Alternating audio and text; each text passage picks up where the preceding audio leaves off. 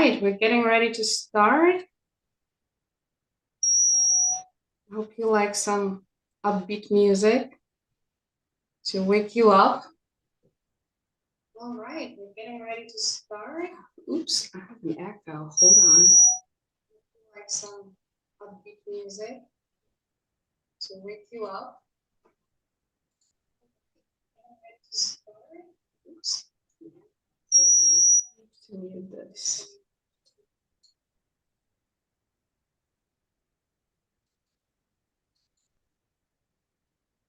Okay, this should be better now. Hopefully there's no echo.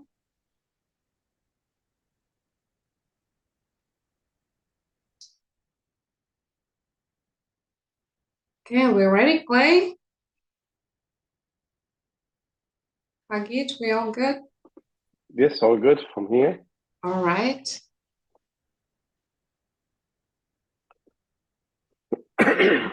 Okay, so welcome everyone. We hope you're doing well and ready for some fantastic linguistics that we have ready for you on this beautiful Saturday in April. I'm Lydia Grabinova, and first I'll remind you about our series and this event, and then Cleanthus will introduce our speaker of the day.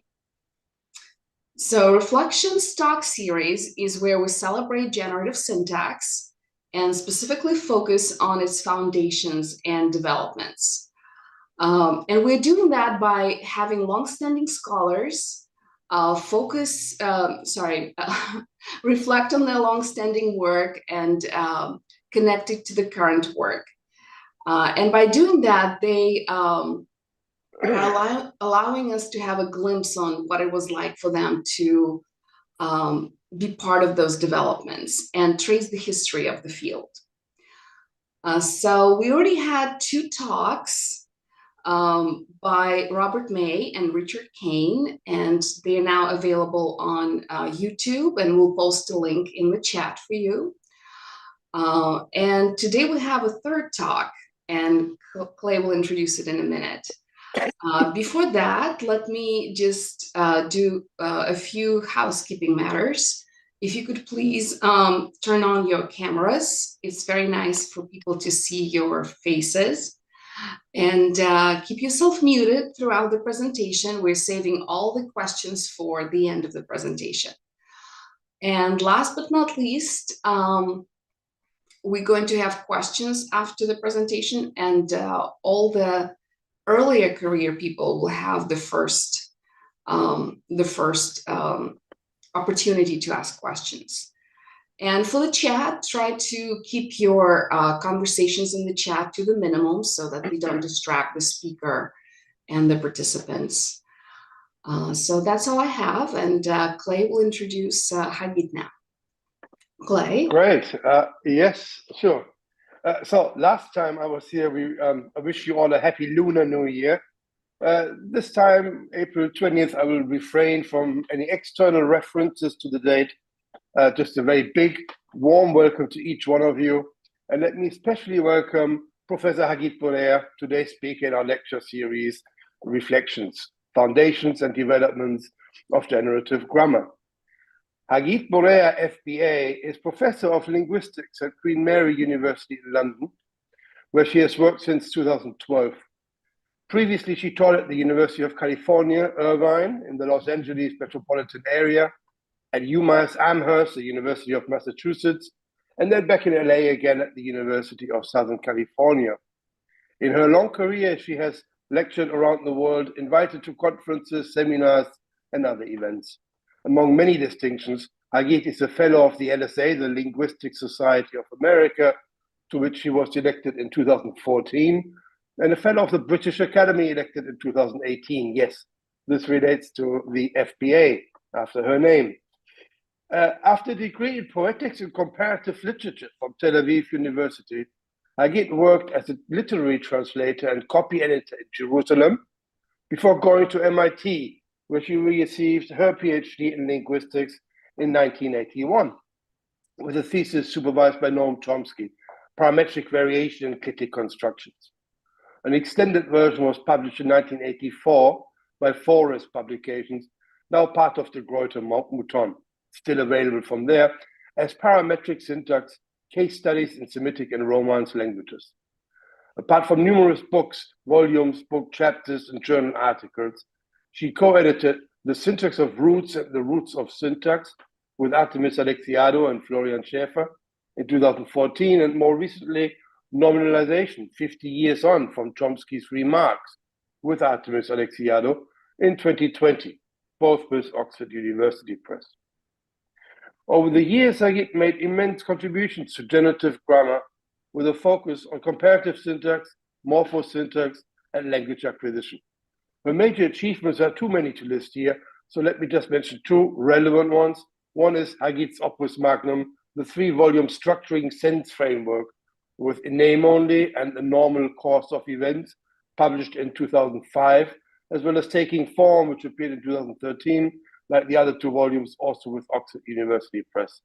And the other perhaps relates more closely to today's talk, more immediately, which is a chapter in the Cambridge Companion to Chomsky from 2017, entitled The Generative Word.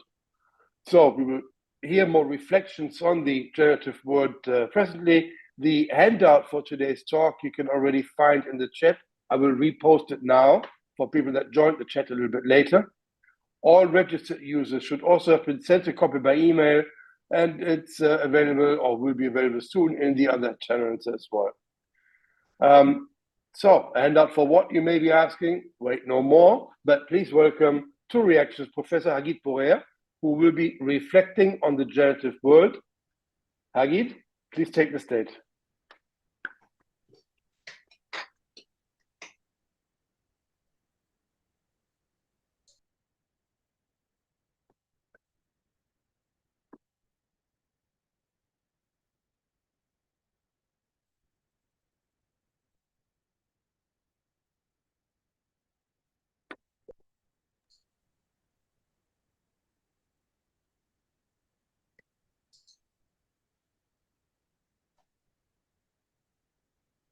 Hagit, you're still muted. You might want to unmute yourself. Sorry, I thanked you, but I'm now actually seem to have lost my sharing screen. So give me a second. Sorry about this. Yeah.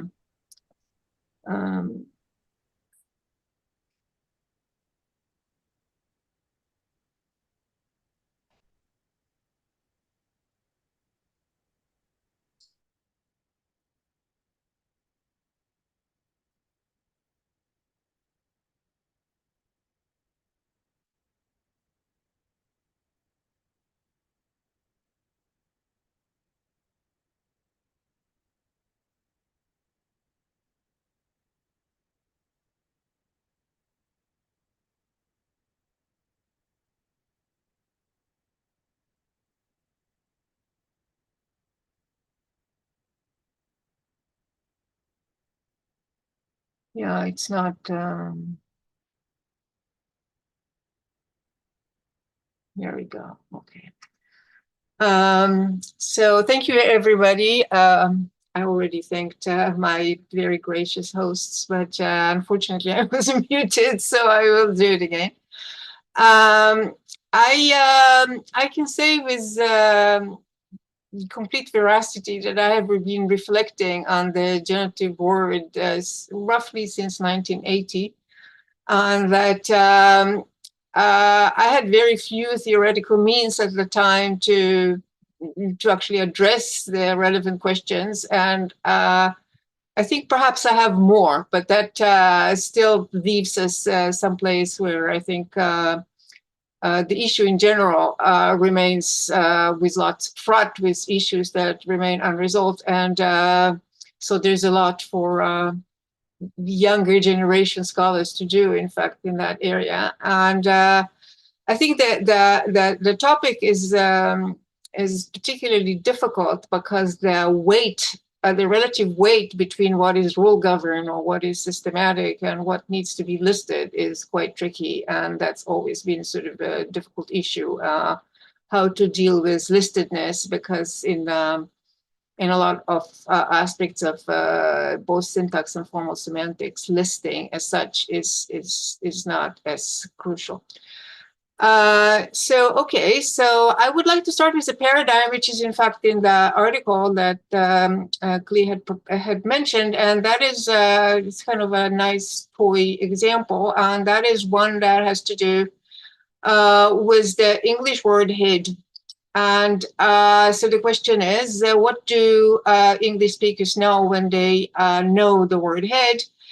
And I would say at least three major things come to mind, although there are numerous others, but the three more, let's say, prominent ones. One is that head could be used as a noun referring to a brain containing a body part, but also a variety of, you might say, metaphors or extensions of this that have to do with top and brain and leader and so on.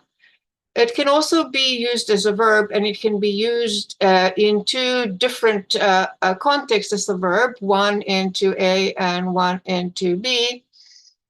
Kim headed the team, which basically means that she led it, and the other one is into B. Kim headed toward the team, which actually indicates a motion toward the some advance toward the team. In large in italic capitals, I give quote unquote lexical meaning, what I sometimes call content.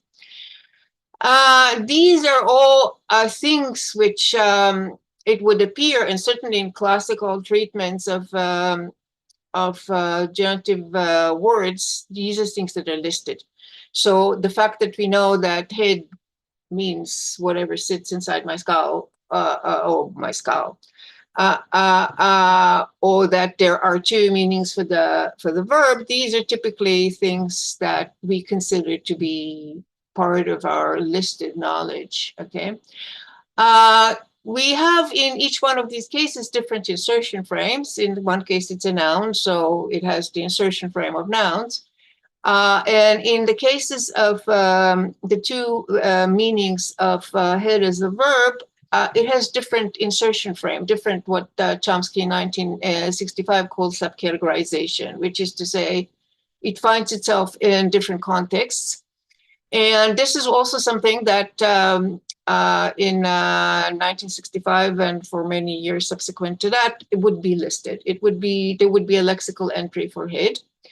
There is a very tricky question of how many lexical entries for head there are exactly, which Chomsky tries to skirt in aspects. So we'll talk about that, but that's the issue really.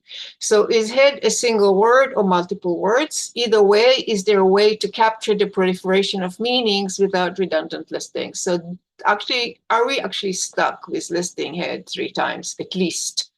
Not to mention all the other meanings that we may find. Okay. What, if any, is the relationship between the syntactic context of head and its meaning? Is there any relationship? Can we say that there is any sense in which the existence of these 3 prominent extensions follows somehow from whatever it is that head means, or is this just a fact? We have to accept it as such. Okay.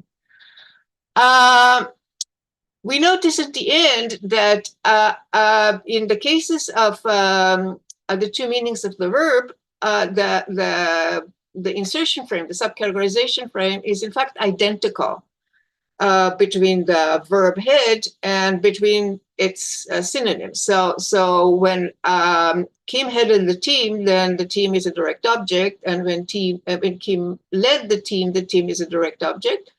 When we mean advance, then what we get is a PP, some sort of a directional PP. So in fact, there is a certain kind of already suggestion here that there is a relationship between what the complements are and what the meaning is. And the relationship is not contingent just on the properties of head. There's something more general here. When we go on, we find that the word head also appears in compounds and derivatives. Compounds are sequences of typically in English 2 nouns. I stayed away from other types of compounds. And derivatives are cases with an affix. And so we have headgear, for instance. And headgear as a compound is quite compositional. If you know what head means and you know what gear means, there's a pretty good chance that you're going to know what headgear means. But there's also bulkhead, which is a certain part of the airplane or ship also. And this is not so transparent. I mean, maybe it was once. There's a certain history to the term, which suggests that maybe once it actually meant something. But right now, when you hear bulkhead, you actually somebody has to tell you what it means. You're not going to be able to know what it means just from combining whatever it is that bulk means and whatever it is that head means. We find the same situation with the affix E, which is an affix that sits on nouns and which is actually extremely productive in English, silky, woolly, and so on. And so we have brainy, and brainy is somebody that has brain-related properties. For instance, they're smart, because brain is supposed to be a metaphor for smartness. But when you look at heady, that does not have head-related properties, or at least not in its most immediate use. What heady means is something like giddy or intoxicating. Okay. So we have a situation here that replicates a little bit the arbitrary listedness that we've already seen with the properties of head when it appears as noun and as a verb, and that is that sometimes head appears in combinations where it could preserve its meaning, like headgear, and sometimes it appears in combinations like heady, where the meaning is gone. And so what is the relationship between heady and head? Is there a relationship between heady and head? Is this just a complete coincidence that this particular piece of phonology that we pronounce in English as head occurs in a word like heady? Okay. Okay, so just what I just said, is head inside heady an independently listed item? If yes, what is its relationship with head? If no, if head is actually not an independent a part of, it's not head plus y, it's just heady, you know. So what about silky? Is silky also a listed unit? What are we going to do about the picture in 9a? We have headgear, which has compositional meaning. We have towel rack, which is completely compositional. We have silky and brainy, which appear to be relatively straightforwardly related to silk and brain. Then we have heady and flaky. Flaky may mean has flakes, but it can also mean somewhat off, crazy or crazy, eccentric or something. So what are we going to do about flake inside flaky? And what are we going to do about sturdy? Sturdy is a very solid word of English and seems to have exactly the same shape as silky, or for that matter, flaky. But if we subtract the suffix, what we get is something that's not otherwise attested. It doesn't have an independent meaning at all. It's not that it has a meaning that is different from that of the entire form. It's not attested, and it would be very difficult to figure out what it might mean. Okay. So the question is really, is the structure of complex words with compositional meanings, such as headgear and brainy, identical to that of non-compositional words, such as bulkhead and heady? Either answer is possible, and the question of what, but the questions have consequences.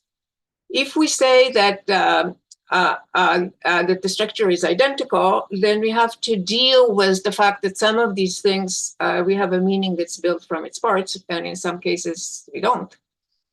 And sometimes we have both. So for instance, in flaky, we have flake E, and we have like having flakes. And we have flaky, which is not derived from flake. And what are we going to do about sturdy? So that's the question of what to do if they all have the same structure. And if they not all have the same structure, how is the grammar going to deal with two things that seem to have the same phonological composition, but end up with a different structure? Are we going to just say that the fact that Hedy looks like Brainy is an accidental fact of English? It's just there happen to be some words that have a Y affix, and there happen to be some words that are just born with a Y affix and with a Y ending, and it's not really, we cannot divide it.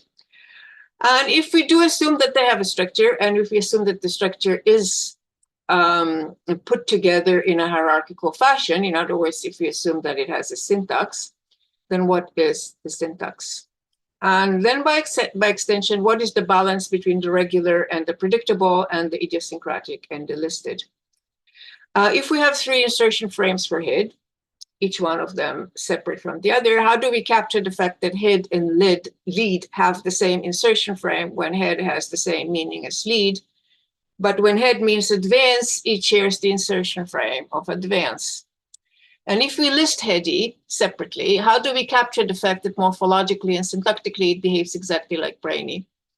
And if we list both Hedy and Brainy, how do we capture the fact that Brainy does have predictable meanings? If we list everything, then the predictable meanings becomes costly. It becomes something that's not predictable from anything. It just happens to be predictable. I went back to aspects, which I haven't done for many years, and I actually found some very interesting things from a historical perspective, but I'll spare you those. I wanted to find out specifically how Chomsky defines lexical entries. And it turns out that he doesn't quite, okay? He comes pretty close, but he doesn't actually define lexical entries. So here is what he says. The lexicon is a set of lexical entries, each lexical entry being a pair DC, where D is a phonological distinctive feature matrix, spelling a certain lexical formative, and C is a collection of specified syntactic features, a complex symbol. The lexicon, a complex symbol, I should have, that's me, I added that. That's what he says elsewhere.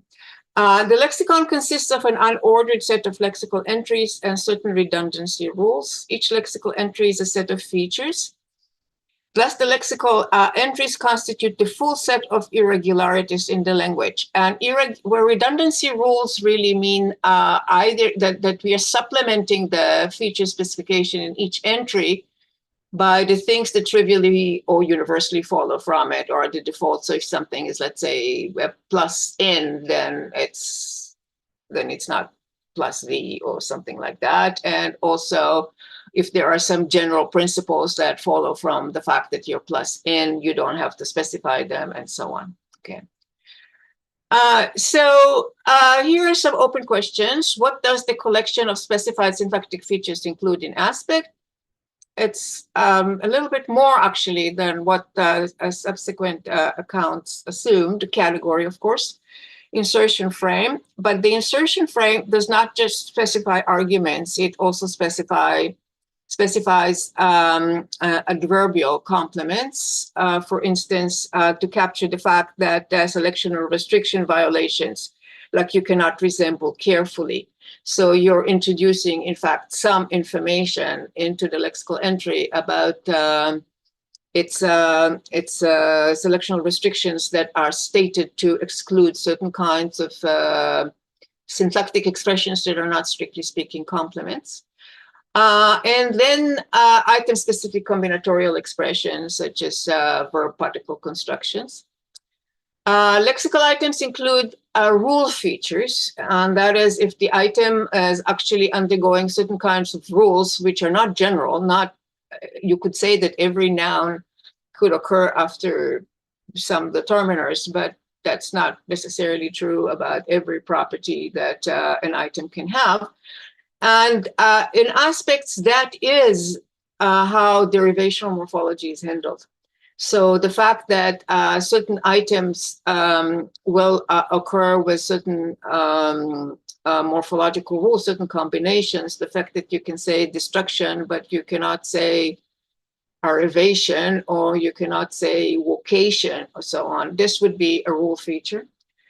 Inflectional paradigm. Chomsky in Aspects has, in fact, he has a little tirade against combinatorial inflection, and he assumes that it's paradigmatic, and he has continued to assume that it's paradigmatic. For instance, the whole checking paradigm, if you think about this, this is basically an inflectional approach. And yet, even with all of this in place, and with the full set of universally well-constrained phonological representations, what a lexical entry remains undefined and entirely posterior.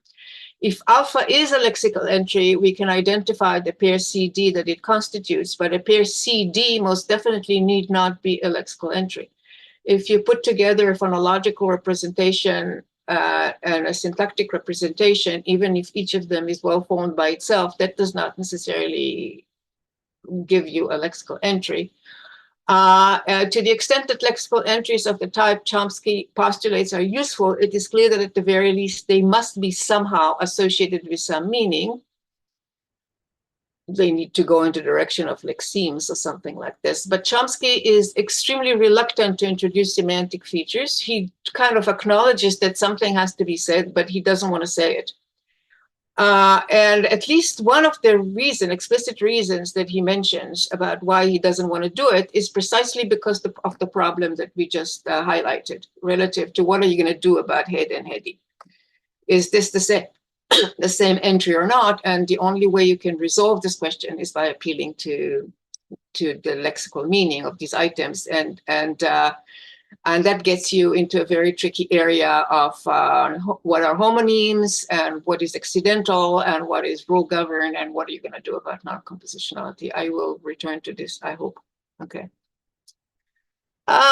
We move on from aspects, which is, I mean, I as a linguist, I postulate aspect, and I will talk a little bit about that, but I was not there to witness the sea change, and it was a sea change. And after aspect, a lot of many important things have changed. For instance, the main one being the approach to phrase structure rules. But by the time I've come around, this was pretty much taken for granted. And also what was taken for granted was what was introduced in remarks on nominalization. With the exception of X-bar theory, which is introduced in remarks, remarks on nominalization is really just an elaboration on a question mark that Chomsky left open in aspects. In aspects, Chomsky is very reluctant to dispense with rules, even rules that are lexically restricted, such as all the rules that he discusses in remarks on nominalization, which are sometimes semi-productive and sometimes, you know, they need lexical information for application. And as I mentioned, he usually handles them by rule feature. So you put some rule feature on destroy that's going to tell you that it can have a derived nominal destruction with the same meaning. In remarks on nominalization, he does take that step and declares that the relationship of dispensing with rules, and he declares that the relationship between stems and derivatives is neither hierarchical nor rule governed. This is very important because it raises a lot of questions on what this relationship is, and it also is an assumption that at the time was not accepted, but is now a lot more accepted in somewhat different guise. Okay. So the evidence that he brings forth is a systematic study of the syntactically predictable by assumption a syntactic transformation versus the syntactically unpredictable by assumption listed. And the aim is to exclude from the syntax all aspects of relatedness that require access to listed entry-specific information. So I don't know how many people in the audience don't actually know this paradigm, but I will very quickly go through this. So let's look at these three verbs. The scientist knew the answer, the enemy has destroyed the city, and the builder enhanced the foundations. We have verbal gerunds, and we get the scientist knowing the solution, the enemy having destroyed the city, and the builder enhancing the foundation. And the mapping from 11 to 12 is very regular. I will dispense with the actual transformation as it's described, but I will say that what it achieves is the following. It eliminates tense. It can leave aspect, but it eliminates tense. It makes the subject optional, and it adds ing to the verb or to the highest auxiliary. Okay. There's no change in the insertion frame. There's no change in the meaning beyond whatever ing is adding and whatever the absence of tense is adding. And there's no change in PF of the verb. Okay. And this, as far as we know, applies to all English sentences which contain a verb or an auxiliary. This is an important thing. In Remarks on Nominalization, Chomsky derives both gerunds and derived nominals from sentences. At least some of the problems that he highlights go away if you don't derive them from sentences, but from smaller constituents. Now let's look at derived nominals: the enemy's destruction of the city, the student's proof of the theorem, the scientist's knowledge of the solution, the builder's enhancement of the foundation, the building's transformation of the landscape, the politician's reading of his defeat. So we have on the phonological, we have phonological unpredictability. We have an item-specific choice of nominalization.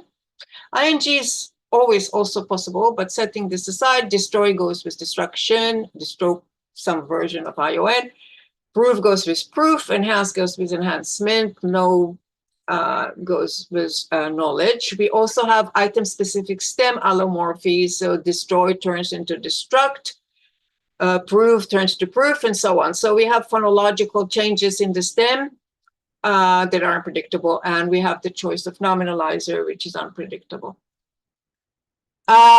Semantic unpredictability. We have a derived nominal meaning that is unrelated to the source verb. Transformation, for instance, can also mean a technical grammatical term, and transform doesn't mean that. I cannot transform the structure to mean I performed the transformation. Proofs, reading, which we use all the time. I'm always laugh when people say ing don't have unpredictable meaning. ING doesn't have this reading. Okay, fine. Okay, it does. Okay, it does have the meaning interpretation, which does not have to be related to any actual reading. And then we have recital as a music piece, a transmission as a gearbox, and so on. Even predictable meaning, for instance, collection, are ambiguous between an action, the collection of mushrooms or something, and result or object readings, with the latter unavailable for sentences or gerunds.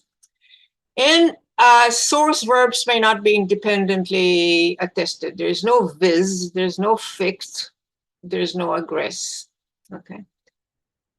There are also properties that attest to the end status of derived nominals, and I will actually let people skim through this on their own. So things that mark the derived nominals as nouns, but gerunds do not allow them because gerunds very fundamentally remain verbs. There's a bit of a list. And here's the conclusion, and that is gerunds are syntactically derived. One lexical entry, for instance, appear, with gerundive appearing, emerging as a result of a transformation operation that adds the ing among its other tasks. Appearance, on the other hand, is a lexical entry distinct and independent from appear. And notice that there is a certain kind of important step here relative to what we did before, but as we will see shortly, Chomsky is not quite sure that's what he wants to say. So because the relationship between, let's say, transmit and transmission, or recite and recital could be irregular. That means that, in fact, we have to look up all derivatives because we have no prima facie reason to decide which of them are predictable and which of them are not. So that goes back to the question of, do we list brainy and silky just because we have to list heady? And what is the cost of listing a lot of forms that are regular? Okay. But then he's not quite sure that's what he wants to do. So there is X-bar theory. And those of you who've read Remarks carefully know that there's a certain kind of tension, let's say, between what X-bar is trying to do relative to derivational morphology and what the previous argument was about. And that is, he is uneasy for good reasons with giving away on the fact that, let's say, destroy and destruction or arrive and arrival are related. It's a difficult thing to give up on. And so he proposes that, let's say, arrive and destroy are, in fact, category neutral entries with the subcategorization and so on. And their category is determined by their insertion context together with spell out, which it seems to me in this context would need to be late spell out because you're just inserting a category neutral thing. And then the phonology would spell it out as based on the categorical information. And it looks kind of like this. We add the off in the case of the nominal, and we make the nominal optional because this is part of the redundancy rules that tell us that nouns have to have an off before a direct object and that noun is optional.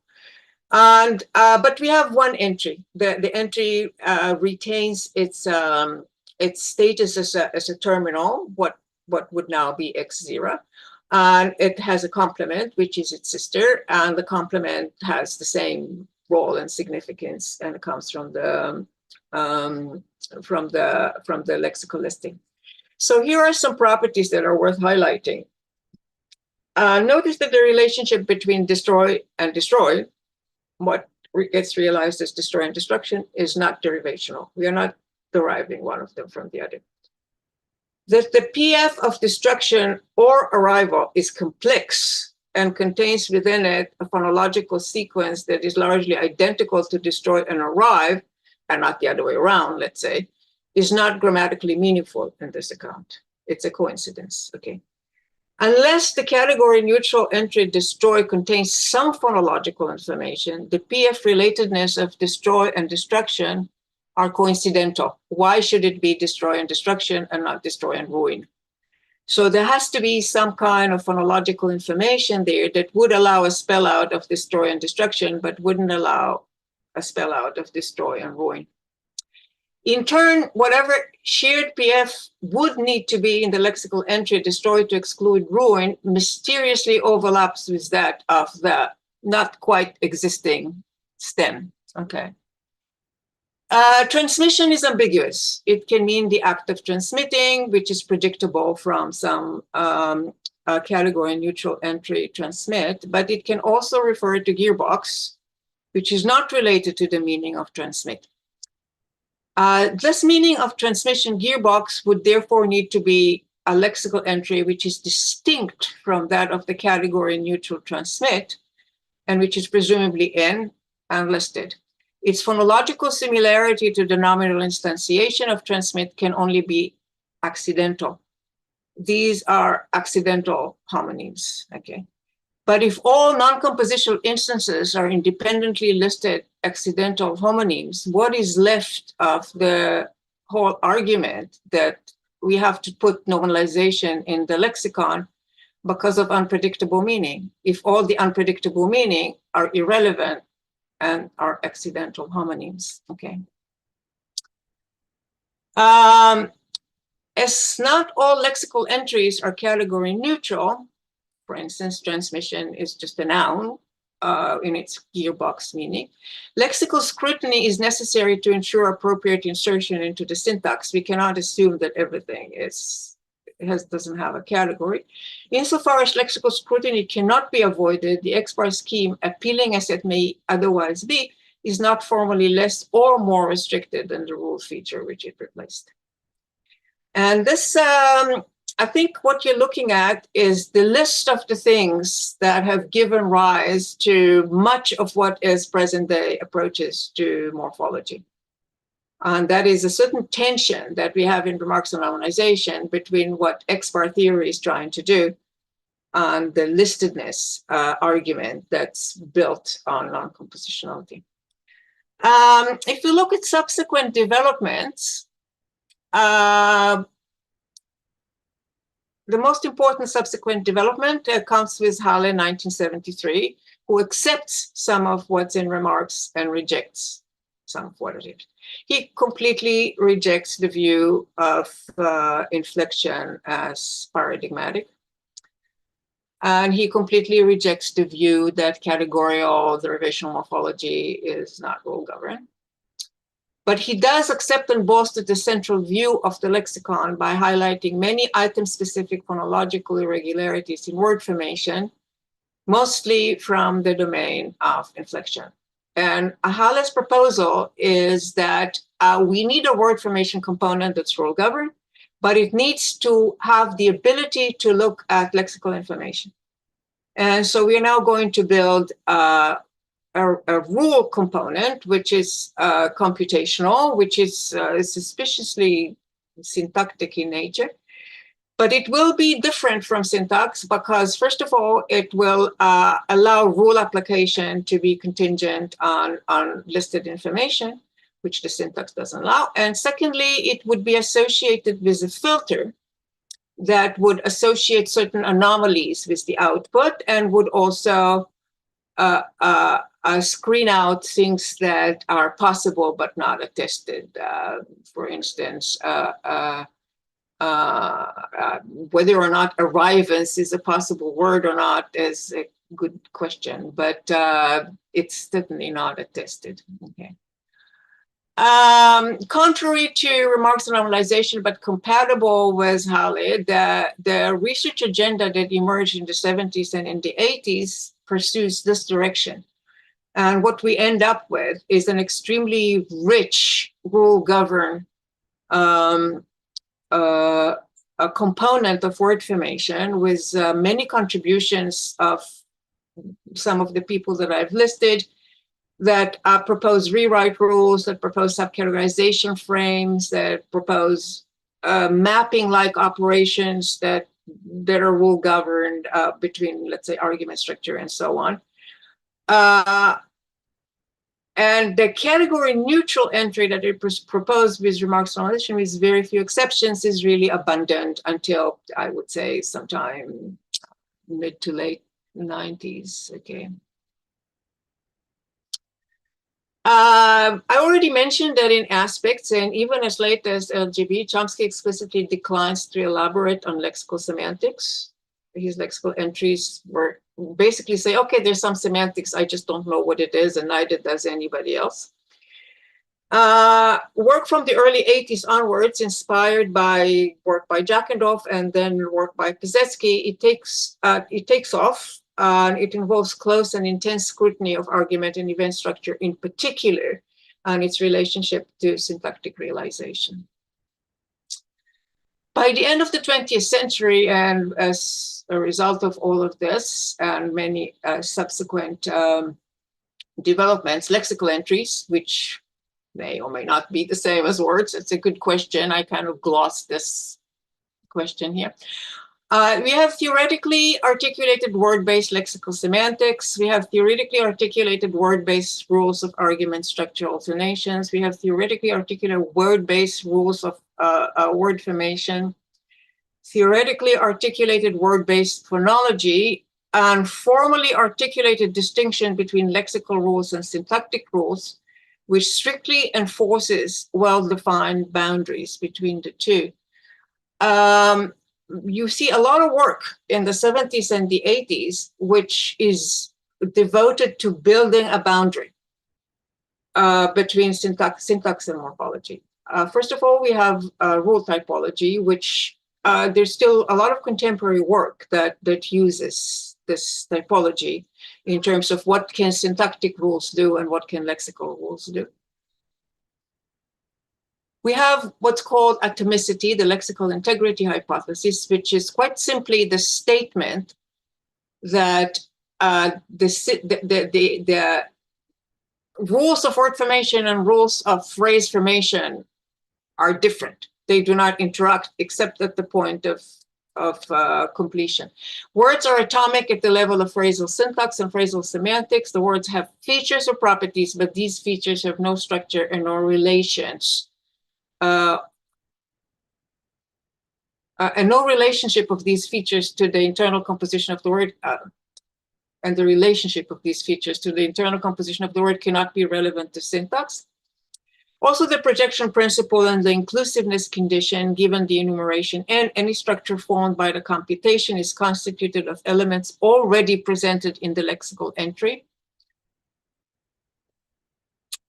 Selected, the lexical item selected for N. No new objects are added in the course of the computation apart from rearrangements of lexical properties.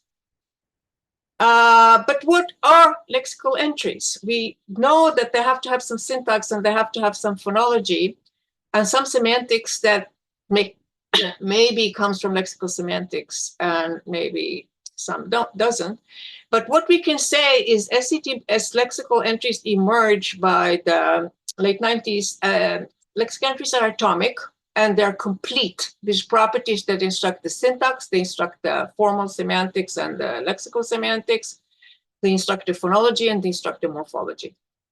As such, it is a unique formal object. Syntactic terms, phonological terms, morphological terms, or semantic terms may map onto each other, but they're never complete in the same sense. Now, this is actually already in aspects, which is one of the things that I was surprised to find, and that is that already in aspect, Chomsky characterizes lexical entries as what he calls complex items.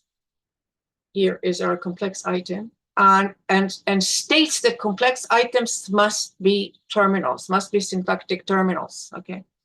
So Chomsky already says in 1965, words are unique. They encapsulate the conjunction of properties that instruct every area in the grammar.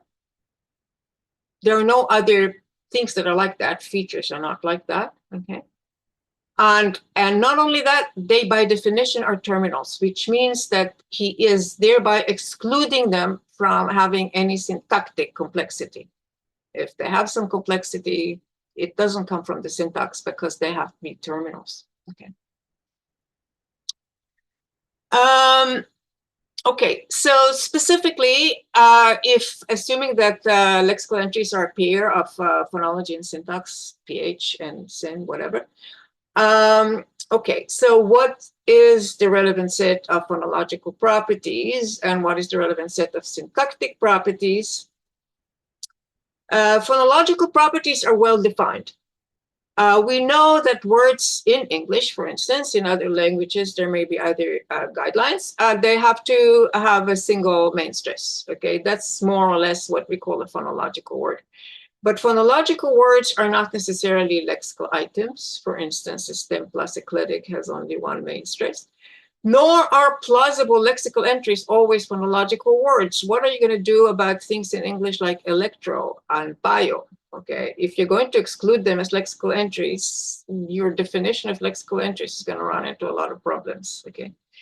Also, the system is very silent on derivational affixes that have meaning and have phonology and have syntax, like full or less, for instance, when they occur as affixes. Okay. However, and this is an important point to me, whatever else lexical entries might be, they must be associated with phonological information. It's entirely clear I will not get to say everything I wanted to say, but that's just me. But let's look at least one prima facie reason why that is. I already kind of suggested that, and that is we already concluded that advance and head have the same meaning more or less in the context of, let's say, towards the goal, and that led and headed have the same meaning in the context of a direct object, such as the team. So we have here the same meaning and the same syntax, but we have a different PF. Similarly, if I engage in composing, I may end up with a composition, and if I engage in writing, I may end up with an essay. Okay, so you could say that the relationship between essay and writing and the relationship between composition and composing, the semantic relationship, is the same. So are advance and head the same lexical entry? Is essay possibly a nominal which is grammatically related, derived from right? If the answer is no, then PF must retain a central role in identifying what a lexical entry is, alone or in conjunction with related instantiations. alternatively in identifying what a root is. Okay.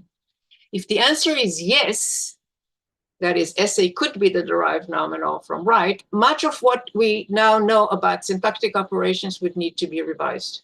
All our arguments about movement, about ellipsis, about agreement, and many other syntactic phenomena all crucially presuppose that phonological overlap marks grammatical relatedness. It's completely built into everything we do. The fact that who can appear in the beginning of the sentence and also at the end of the sentence is something we worry about. The fact that who begins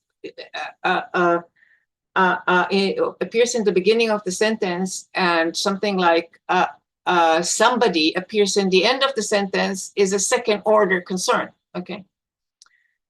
That doesn't mean that SA doesn't derive from right. It just means that within our present day of grammatical modeling, the claim is unfalsifiable. Okay. We would have to rebuild our approach to what relatedness is in order to be able to assess the veracity of this claim.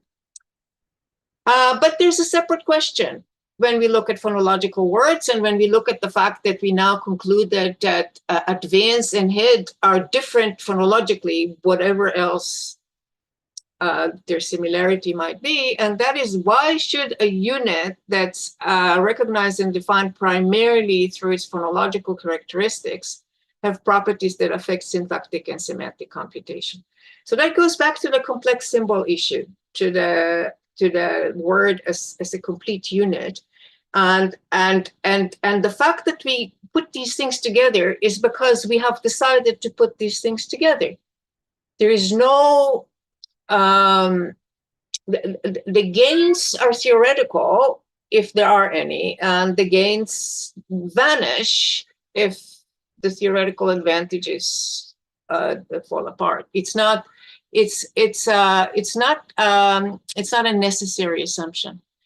And all the more so as phonological words may convey exactly the same syntactic and semantic content otherwise conveyed by multiple words, such as, let's say, become, read, and redden. Incidentally, that's another example of how prevalent phonological relatedness is in our thinking. The fact that there are ongoing constant effort to assume and to derive, in fact, one of these forms from the other, which you wouldn't do if it wasn't read, if it was, I don't know, deep pink, or this royal word for red that I now forget, this, again, whatever, okay. Okay, so I've given you, I think, the picture. I mean, there are people in the audience who may agree or disagree until, let's say, roughly the late 90s.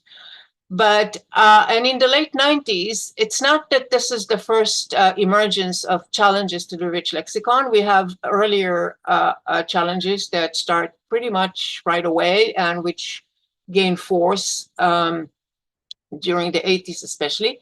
But I would say there was a bit of a groundswell sometime around mid to late 90s. And perhaps as a community, people were more ready to, perhaps, as for instance, one of the reasons, just my personal belief, one of my, is that the lexical semantic agenda, and if you will talk to some very major people who are lexical semanticists like Malka Rappaport and Beth Levine, they will admit that that agenda has reached its logical end. It's reached what it can do, what it can explain, which was a lot, but it's reached its end. But I should also say that this period, the 80s and the 90s, is when I came into the picture personally. And when I came into linguistics, this picture that is combined from aspects and remarks on nominalization was absolutely the prevailing doctrine. And any claim that was in contradiction with it was basically heresy. And what can I do? Sometime in summer of 1980, it occurred to me that I want to say that language variation is dependent on inflectional elements and grammatical formatives and so on. So I had to start looking at parts of words. And I had to assume the syntax can see them. Okay. And when at least one senior person, when I outlined this idea to them, said to me, "This is a yo-yo idea." This is a verbatim quote. "This is a yo-yo idea." I was somewhat taken aback. So I said, "Why is this a yo-yo idea?" "Because we do not want our syntax doing our morphology." That's it. It was a decree. You couldn't do it. But I started doing it anyway. So, okay, I guess I was very, very small order heretic, okay, at the time. And this also started my interest in morphology, which I realized at the time I know nothing about. And I've been trying to learn something since. Okay. So let's start at the challenges, and let's make entirely clear what the challenges are addressing. They're not addressing the existence of listing, because some listing is inevitable. I do not know of any generative theory that's given up on the arbitrary of the sign. And so that means that if I want to say that in English, the sound cat corresponds to my poor animals that are meowing outside the door, I have to list it. That there's no question that some stuff is listed. And perhaps what I would like to say really at the end is that's the only thing that's listed. Some correlation between sound or gesture and meaning. Okay. The challenge really, and the challenge I think is very forceful, is for associating substantive listed sound meaning pairs with atomic syntactic terminals. That is the idea that that the sound meaning pair is sealed to internal syntactic perspective. Associating substantive listed sound meaning pairs with syntactic insertion frames, that is listing these atomic terminals with a lot of syntactic information, and with postulating a non-syntactic combinatorial component that trades in categorical labels, word formation or morphology. So this really is an agenda that says, yes, some listing is possible. There are no two types of computational system. There's really only just one. There are problems, solve the problems. And but we are basically breaking up the privileged domain of the word as something that the syntax cannot look at, the syntax cannot manipulate, or that has a set of properties that makes it essentially a syntactic fragment. I should say that the emergence of frameworks such as construction grammar, not the historical construction grammar from Fillmore and Adele Goldberg, that's just taking the logic of subcategorization to its logical conclusion. If you're listing little pieces of syntax already because you're listing this so much rich structure, then fine, let's just list structure. Okay, why go beyond that? Okay. So the question, of course, is how we address the issues that were previously addressed through lexical manipulation, and also what is the listed residue, and where is it relative to our grammatical architecture? Okay. Okay. So I will start with insertion frames, and I will give you basically a view of how we can manage without how and why we want to manage without subcategorization frames. Okay. Okay, so here's the remark on nominalization claim. If you look at 27 A and B, the destruction was complete. We can see that destruction can be intransitive. It does not have a complement, which is one of the properties that Chomsky explicitly cites as something that shows that that it is not derived from Kim destroyed whatever it is that she destroyed. You have to remember that this argument does not necessarily make that much sense to us now, but it made sense to Chomsky in 1970 because he was deriving everything from a sentence. So that means that if you're deriving it from a sentence with a verb, you can't get rid of the object. Okay. So if destruction was derived from destroy, there would be no account for the absence of what is otherwise an obligatory argument of the verb. And the constructivist response, by constructivism, I mean the family of approaches that has emerged since the late 90s, let's say distributed morphology, my particular approach, nanosyntax, a variety of other executions. Which are not identical, but which from this perspective are the same. And the constructivist approach is that the reason that the contrast between 27A and 27B is not a problem, or at least that's my answer, is that we are severing the arguments from the verb, which is just fine. What is a verb? A verb is a lexical item. The lexical item, we don't want it to have grammatical information, okay?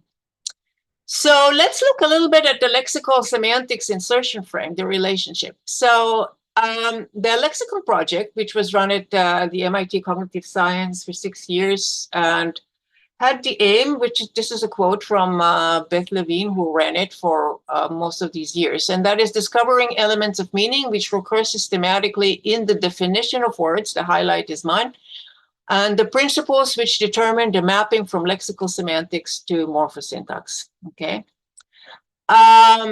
The project was extremely successful in the sense that we've come to learn an incredible amount about argument structure alternations. And I will just show you, well, let me actually skip that. Here's the rationale, okay? We are building this on the rationale of some kind of thematic roles, whatever they are. And the original rationale comes from David Pizetsky's dissertation. Again, the emphasis is mine. The primitives of theta theory, notions like agent, patient, goal, etc., probably meet the criterion of epistemological priority. On the other hand, the primitives of C selection, categorical selection, syntactic selection, syntactic categories like NP, S bar, small clause, etc., do not meet the conditions of epistemological priority. They are not, in Chomsky's word, concepts that can provide the primary linguistic data that are mapped by the language faculty to grammar.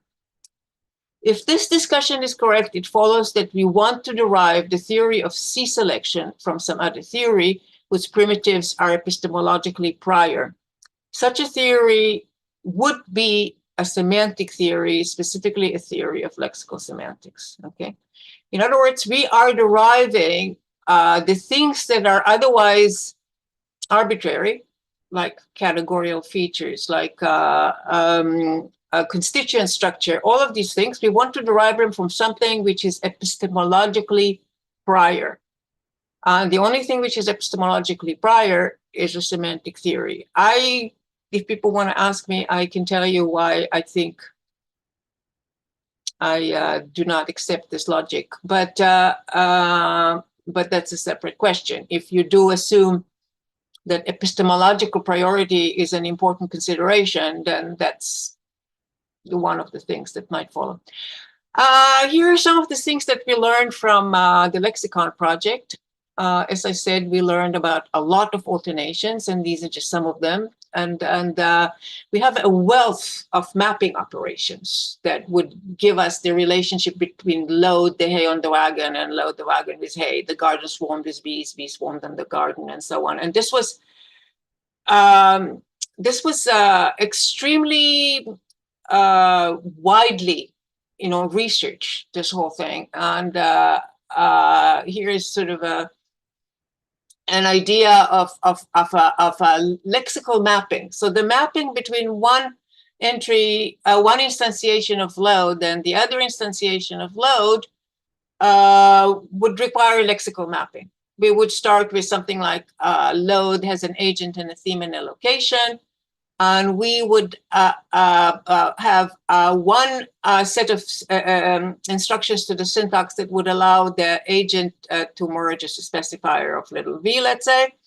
Merge the theme as a sister of v and the location of a sister of some preposition on. And we would also allow the syntactic projection in 34. Okay, so the agent would still be the specifier of little v, but the location would be the sister of v, and the theme would be the sister of p with. Okay.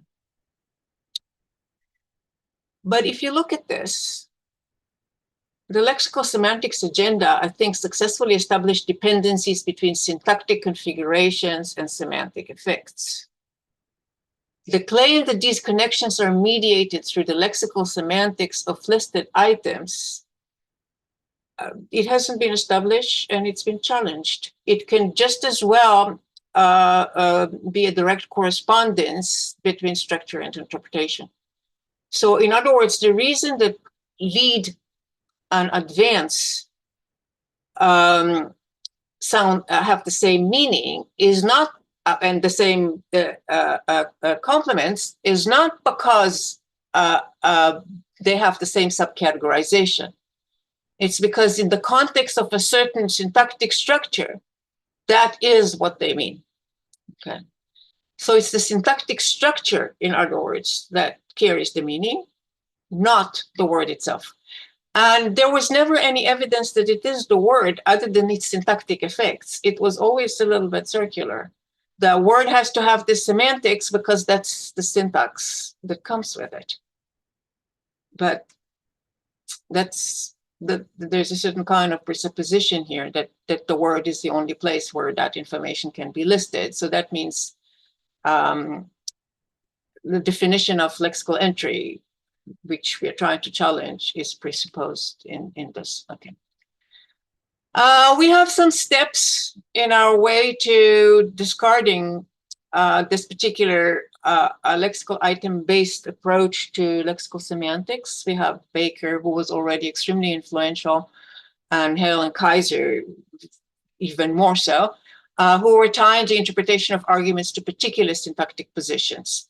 So in this particular view, it is the syntactic positions that give you the interpretation, not the lexical entries. And much subsequent work starting in the early 90s, converting these claims to correlations between event interpretation and syntactic structures, which are not mediated by the semantics of lexical entries, including my very early work on spectral ontologicity and so on, and many other people along the same lines at the same period.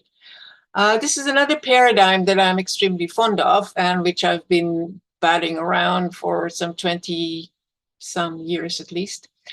And that is, it comes from an article on denominal verbs by Clark and Clark, who point out that you take siren, which my spell checker, for instance, still refuses to take as a noun. So, you know, it's never been completely standardized, though native speakers of English are perfectly happy with this. And what is interesting about this is that siren occurs here with 5 different insertion frames. And what is even more interesting is that with the exception of 35A, in all of these B, C, D, and E, the event that we are talking about is not primarily an event of emitting a siren noise. So if the factory siren midday, that means that the factory signaled midday. And if the police siren the Porsche to a stop, that means the police forced the Porsche to a stop. It's just that it was using a siren to do this, or siren up to the accident. And this is rush up and so on. And even psychological predicate, siren, the daylights out of me, that just means frightened me, and so on. So in all of these cases, the verb, which supposedly is supposed to hold the semantic information that would give us all these extensions, first of all, quite a verb with 5 different subcategorization forms. And not only that, it doesn't even mean that. It doesn't mean siren. It doesn't mean emit a siren noise. What it means is doing X by means of sirening. And to end up, the more or less synonyms of the use of siren share the syntactic context. So I submit that if the police forced the Porsche up to a stop and the police sirened the Porsche to a stop have the same syntax, then the only way that siren can mean something like force is because its syntactic context forces it to mean something. Okay,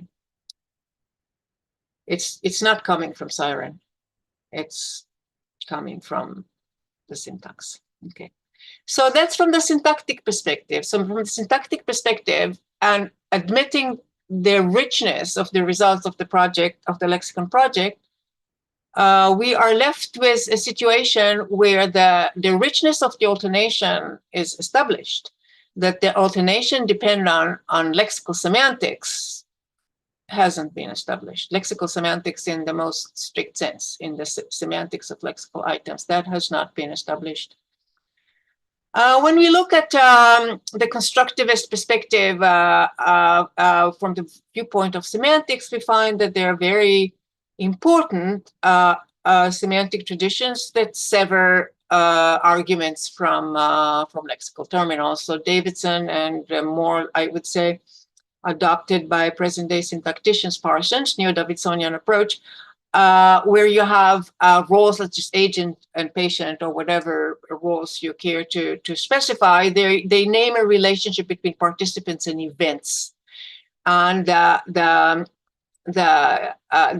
verb, if there is a verb, really basically is an event modifier. It modifies the event. It's not the factor that determines where the arguments are. So this is the same conclusion that we reached on the basis of investigating the real necessity of syntax coming from the lexical entry.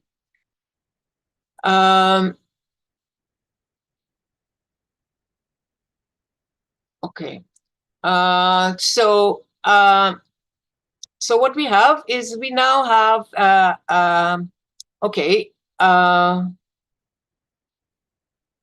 what we conclude is that severing the logical subject of the verb, that's been proposed quite a while back by Alec Morantz in 1984, and then by Harley and by Kratzer. But let's sever the logical object from the verb and other arguments as well. Other arguments, it's all been really done.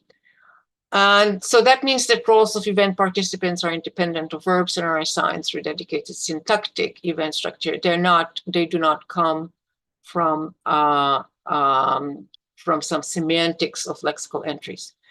There is the question of what to do about 39A. The police car fell up to the accident site. It doesn't sound quite comprehensible in English, okay? Which is true, as opposed to, let's say, siren or various other things.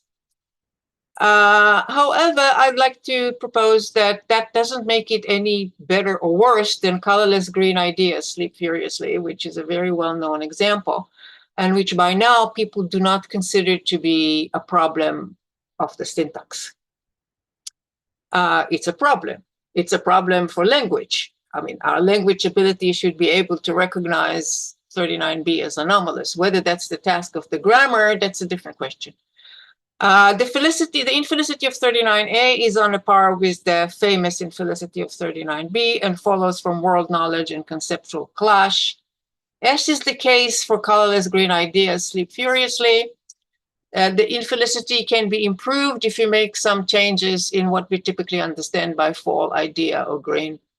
There are lots of experiments around about what colorless green ideas could mean and so on. And, you just have to, use a lot of stretching metaphors, give some fairy tale, science fiction, whatever, It's a lot more malleable than one would think. I want to finally discuss the perspective from word formation. As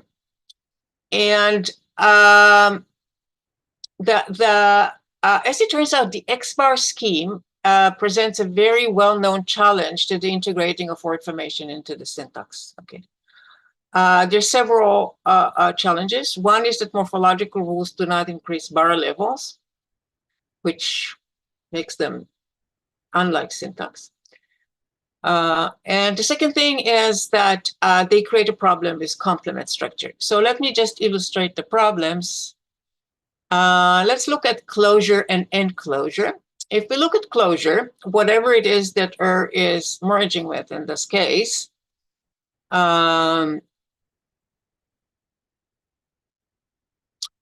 have attaching to something which is an X0 close, okay? But if we look at end closure, then is attaching to enclose, which is a complex form, and by X-bar theory would need to be V bar, okay? So we have a problem here with the statement of a rule, that sometimes merges or attaches to a V0, to an X0, and sometimes attaches to an X-bar, okay? The problem is formal, and the reason that the problem is a problem in X-bar theory is because in X-bar theory, X0, X-bar, and X double bar are primitives. Okay, each one of them has a set of properties which are related, but which are also independent of the relationship of the X0 and the X double bar. Okay, not only are they independent, they're absolute. For instance, the complement is a complement, it has to be dominated by X bar and cannot be dominated by X double bar, and so on and so forth. That's an example. The problem just about vanishes once we adopt the relativized notion for levels and projections, such as in bare phrase structure.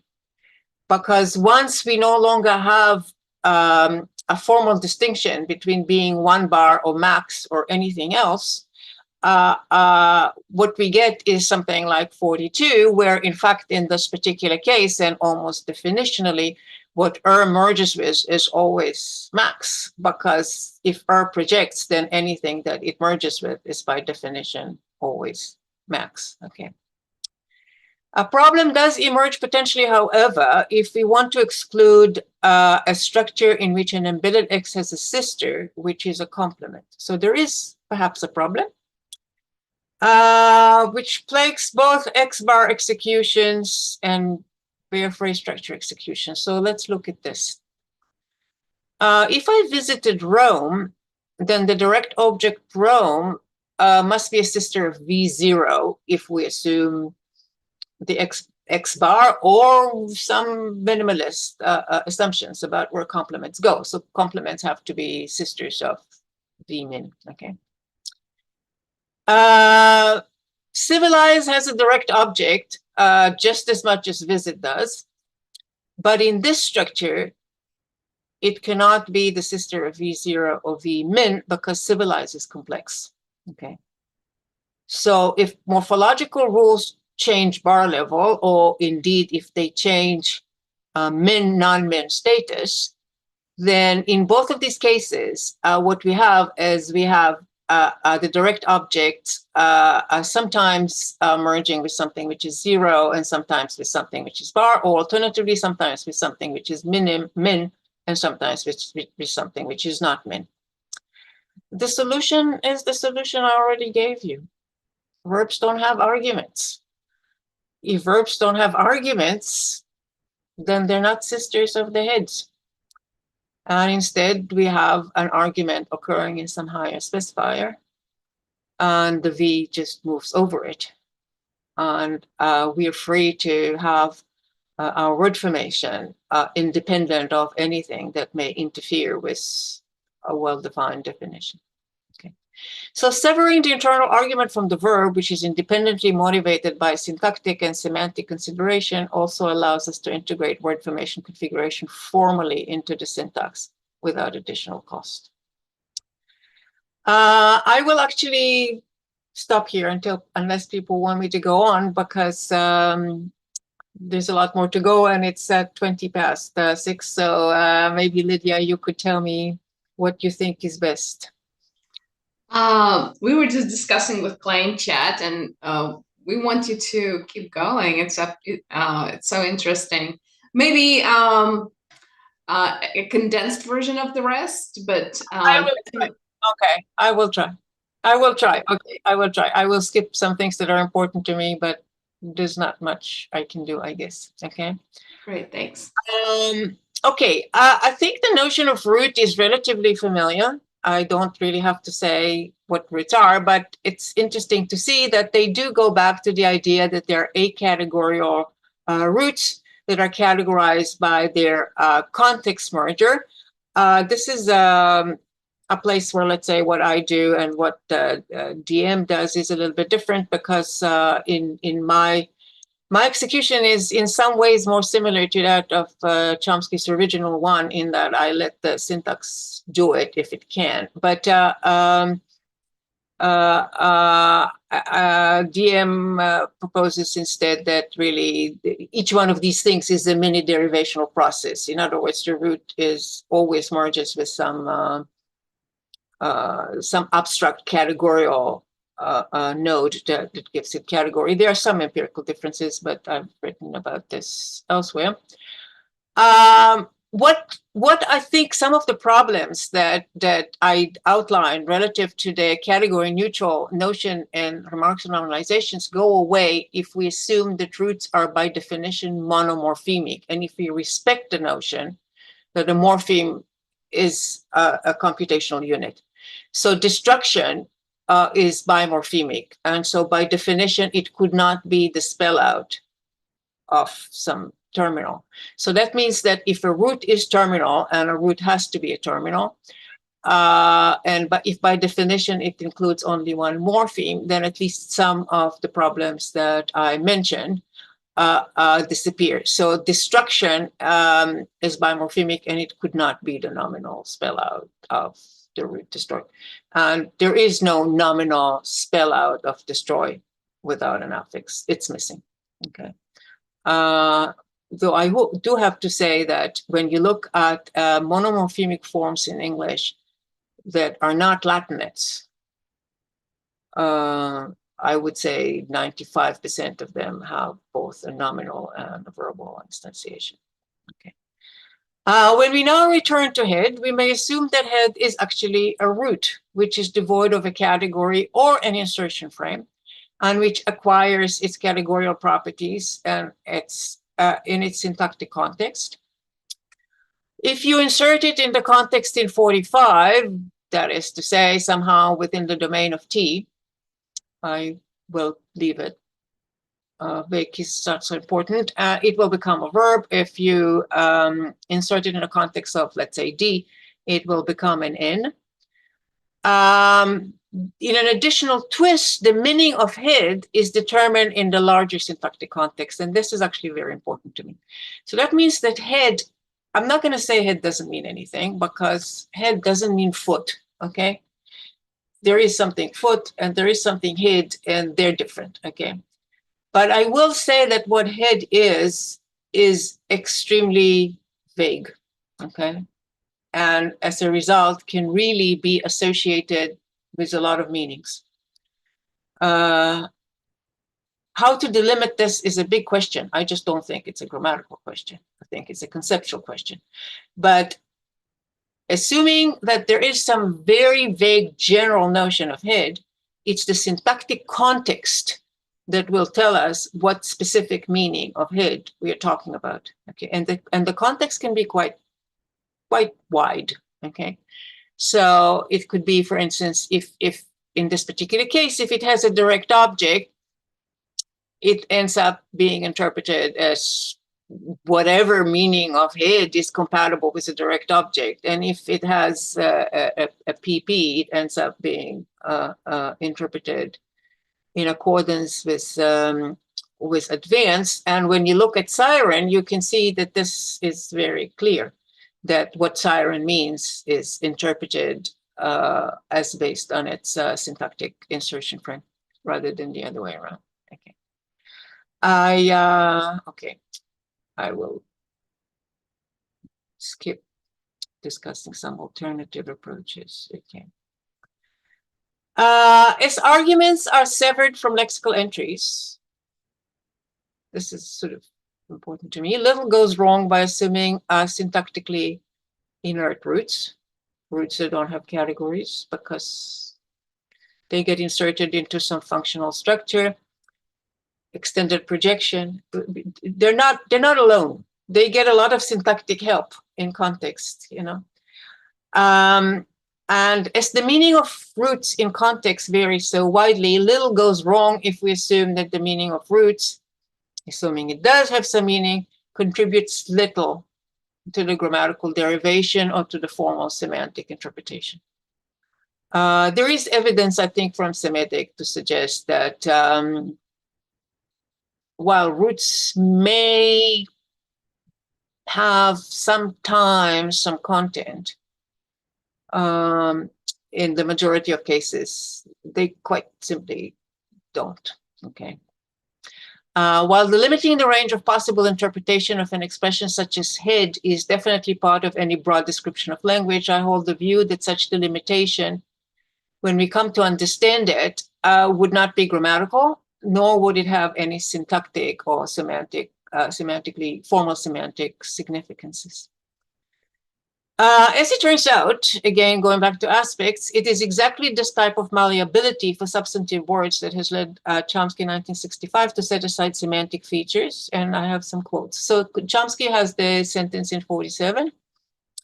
John is as sad as the book he read yesterday, or he exploits his employees more than the opportunity to please. Is Brazil as independent as the continuum hypotheses? The last one is quite funny. Clearly, these are deviant, Chomsky says, and must be marked as such in a descriptively adequate grammar. In each case, the deleted item differs in selectional features from the items with which they are compared in ways that should be obvious. The only, and possibly this might be regarded as a factor that, okay, the only alternative in these cases would be to assume that two homonymous lexical entries are involved in each of the examples in 42. In introducing examples of this sort, however, we touch on problems of homonymity and range of meanings that are cloaked in such obscurity for the moment that no conclusions at all can be drawn from them. So here I am dealing with problems that are so cloaked with obscurity that for the moment, no conclusions can be drawn from them. I hope I can reach some conclusions, me and some others, okay. Now, again, I want to, because it's very important to me, the role of phonology, I want to highlight the fact that roots must be associated with phonology. I will skip the bit on late insertion, and I will go to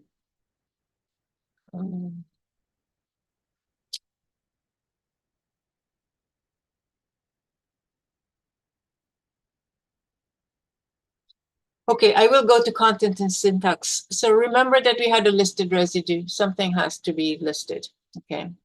And I said, okay, the sign meaning pair, cat, or the gesture meaning pair, okay? So let's talk about what I call content matching and its domain. Where do you do meaning? So let's look at recital. Recital is ambiguous. Most of these are ambiguous, in fact. Recital can mean the act of reciting, which presumably is the root recite being put in a nominal context or in a verbal context. Nothing much needs to be said. But it can also mean recital.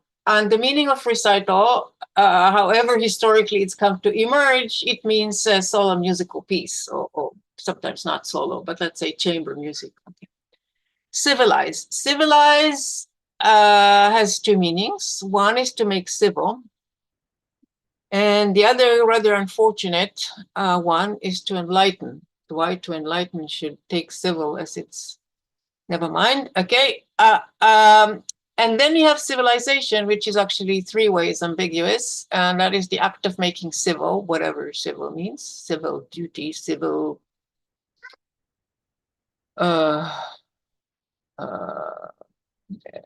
polite or whatever, the act of enlightening, but it also means society or people.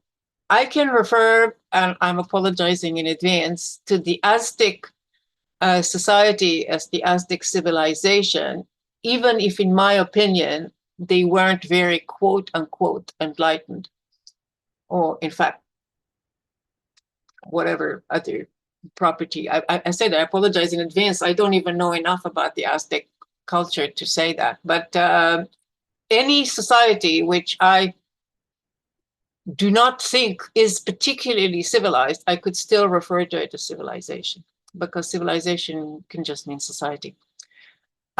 So the question is, what do we do about the meaning? Okay, because we have three different meanings.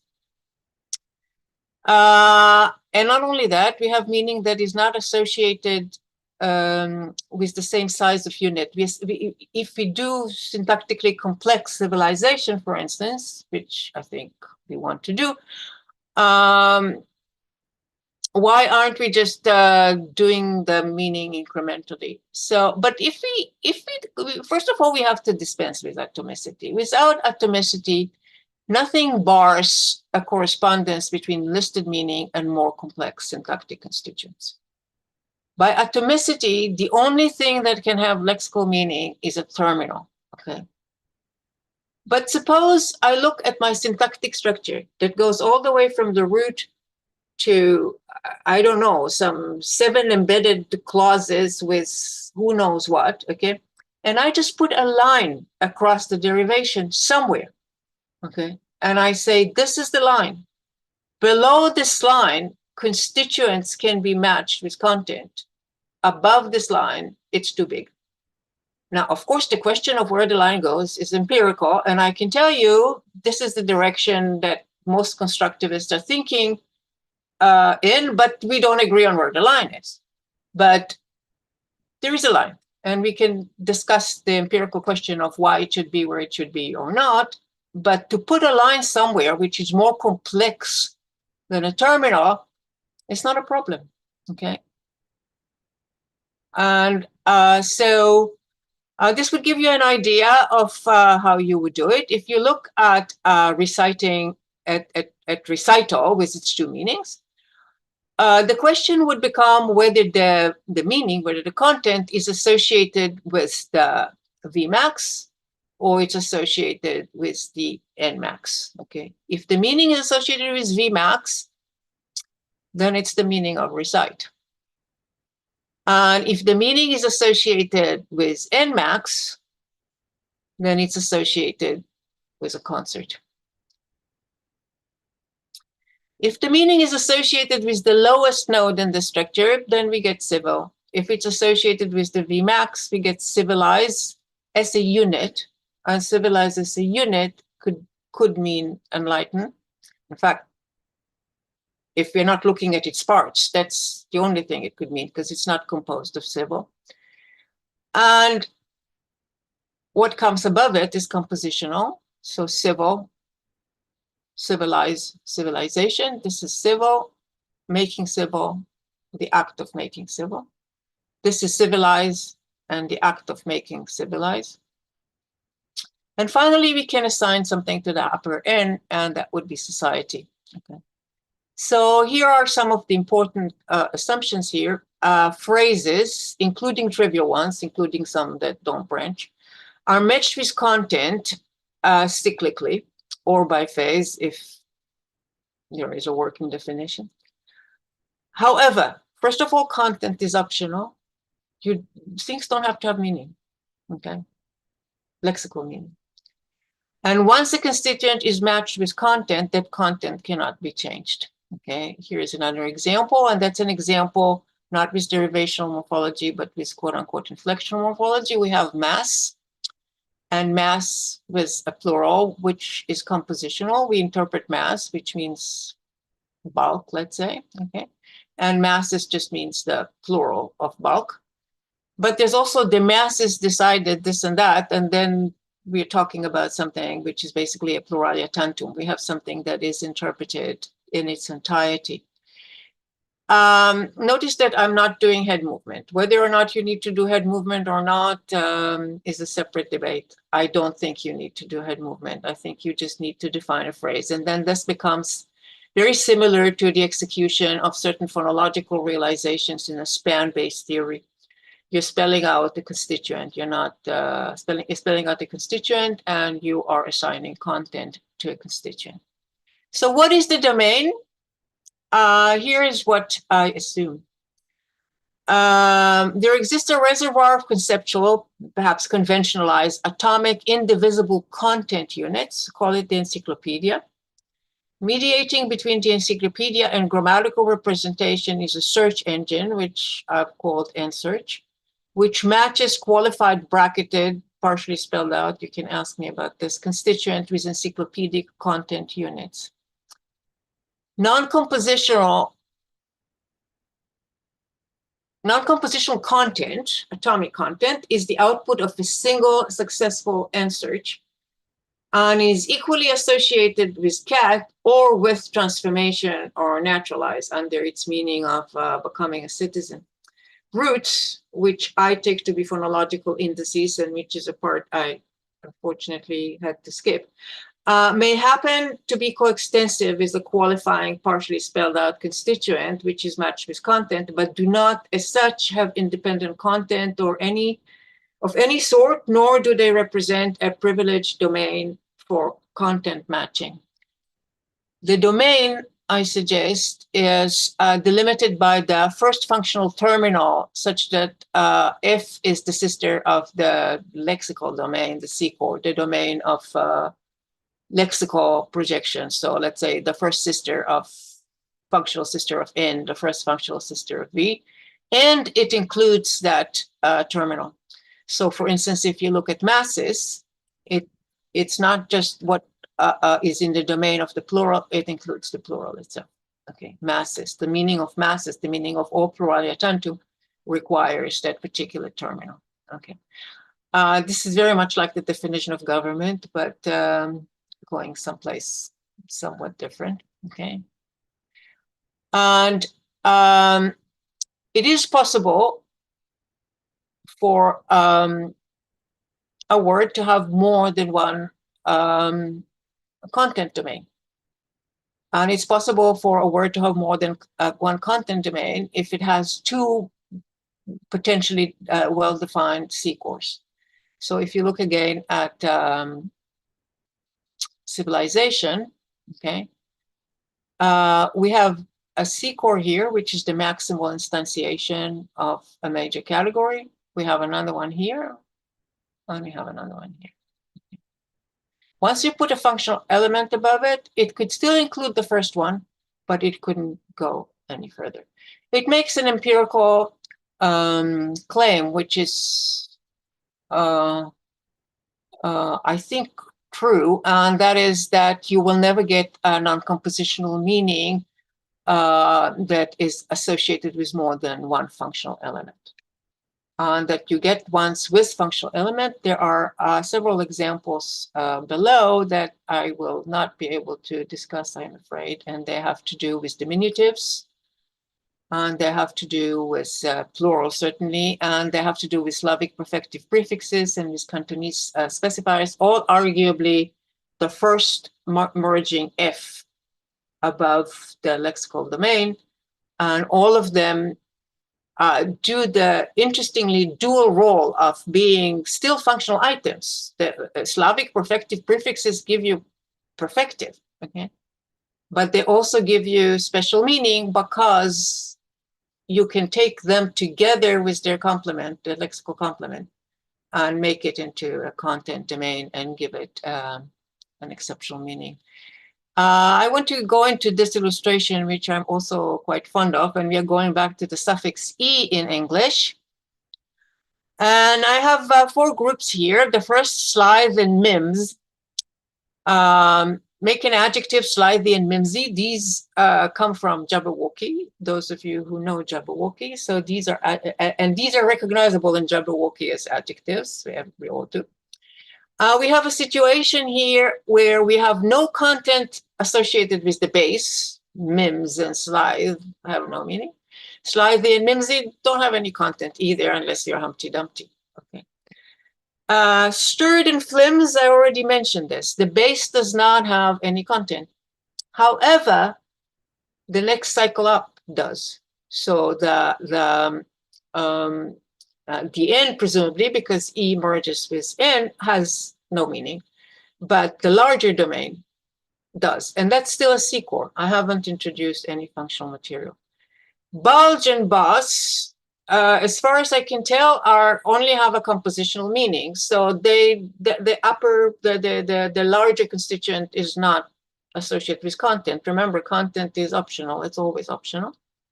And then we have blood and flake, which are ambiguous. Bloody and flaky are ambiguous, okay? We can have meaning assigned to blood, and then we get bloody in the sense that I hurt my finger and my finger is bloody, or this cake is flaky in the sense that the flakes are coming off it. But we can also assign a meaning to the whole thing. Notice that you cannot do both. If something is flaky, then it either has flakes or it's crazy. It's not both, okay? So that's important. You assign content once. If you assigned it to flake, you're stuck with it, okay? And now we have some forms which are, they're possible. They just don't correspond to any content. That's Jabberwocky. A lot of things that are possible words in English, phonologically, but they're permanently contentless. We've gone beyond, that is too high. It's not the first nominal functional projection above N. Will is not the first functional projection over T. They're stuck. They're kind of stuck. So content matching is optional. You can manage without content at all, which not only gives you nonce forms, it also gives you the fact that you can skip cycles. The cycle does not have to have a meaning. Content matching is cyclical. One content per large C-core, sorry, per maximal C-core, I should have said. And so flake or flaky, but not both. The first merging F segment defines the upper boundary for N searches. Content once matched cannot be modified or elided. And there are some examples here. And I want to do just the last thing, and I want to do a bit of a thought experiment with you. It's a tough experiment too, but it should have been thought. So this is Jabberwocky, the first stanza. The other stanzas have a lot more content. It's very frequently noted, and I annotated the structure accordingly, that in Jabberwocky, all substantive items are nonce forms. They do not have lexical meaning. But all functional items are well-formed English terms. And there's no question that Jabberwocky is English. It's not some other language that I happen not to understand. It's English, okay? And whatever meaning Jabberwocky has, and it has quite a bit, it comes without content. It comes from the computational structure of the functions, the functional items that we have put in it. So here we are. It's possible to have a perfectly well-formed sentences of English with all substantive terminals having no content, okay? But if it's possible to have substantive contents with no meaning, why are they there? Why can't we just delete them and have empty spaces Now, some of these are bound. So Slizy is bound, and so it needs to be on something, and so on, and plural is bound. So I did a bit of an experiment, and I replaced all the bound functions with free functions. And I came up with 68. And 68 is certainly not English, and I doubt it's natural language. Okay. It was two, and these very good. It doesn't even have an intonation, which means yes, it's not language. It's not natural language. Okay.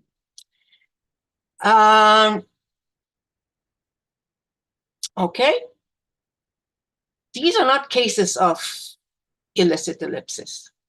We usually assume that illicit ellipsis is due to the impossibility of recoverability. So if you're eliding something that you shouldn't have elided, you cannot resurrect it because it's not recoverable, okay?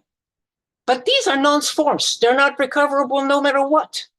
They don't mean anything. That's the whole thing. They don't mean anything. A mimsy is not recoverable because you haven't referred to it before because it doesn't mean anything, okay?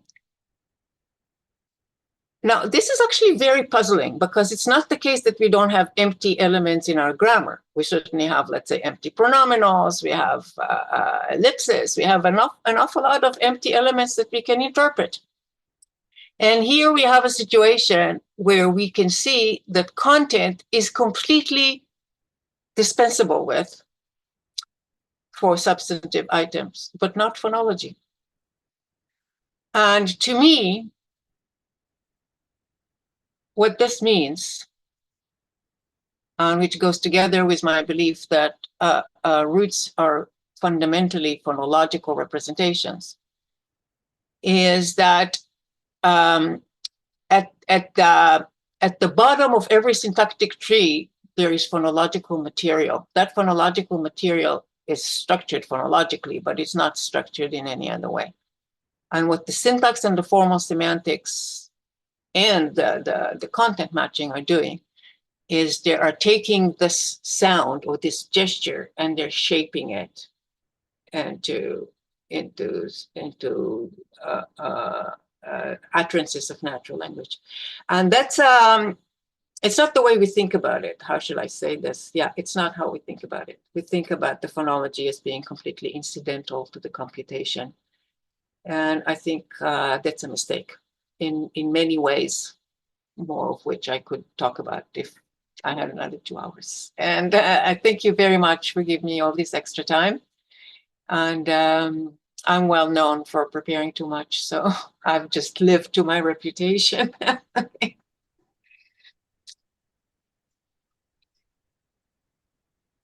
All right, thank you so much. You can stop sharing your screen now, Hagit. This is wonderful. We're all very, very, very excited and grateful. And we'll go straight to the questions. And we're going to start with early career people first. Early career people, and there's a lot of applause I see. Malhar, would you like to start? Hi, thanks for the great talk, Hagit. Yeah. I was just wondering, like, about some of the kind of Grimshaw-Pisetsky, that dialectic and how you see that playing out. Once the arguments are severed, which, like you, I see no way out of for syntactic and semantic considerations. How do you negotiate the relationship between the verb and the internal argument if it's not a head complement relation and it's in fact via another specific? I'm also thinking of stuff that Jason Merchant's written recently. Yeah, that. Okay. I mentioned when I was reading the Pisetsky quotes that I don't accept that epistemological priority is necessarily a driving force in the construction of grammar. I really do subscribe to the view that grammar is a purely formal system. It has formal semantics, and I think the formal semantics does build off the formal representations. But I think that epistemological priority, as we understand it, is a separate component. It's not. I have to say, because I'm driven to that, because that's the direction my work is going, that I have been reading some work on concept.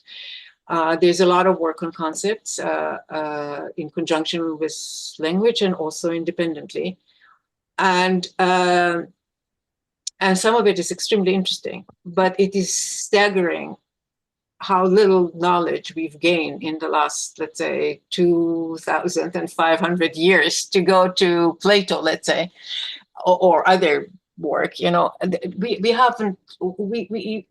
It's the mystery is why it's so mysterious. Why is it so difficult? But it's extremely difficult, and this is, in fact, exactly why Chomsky is staying away from it. And I think that. I think we have no doubt from what we do know about concept that there is some structure to them. But is the structure the same as natural language? Why should it be? All you need is an interface. There's no particular epistemological priority that tells us that just because language is used to convey meaning, that it has to have a toolbox that's associated with conceptual structure. It can have a toolbox that's completely independent of it. That's, for instance, if you look at the phonological toolbox, and that's again something that I think is important. If you look at the phonology, there are cycles in phonology.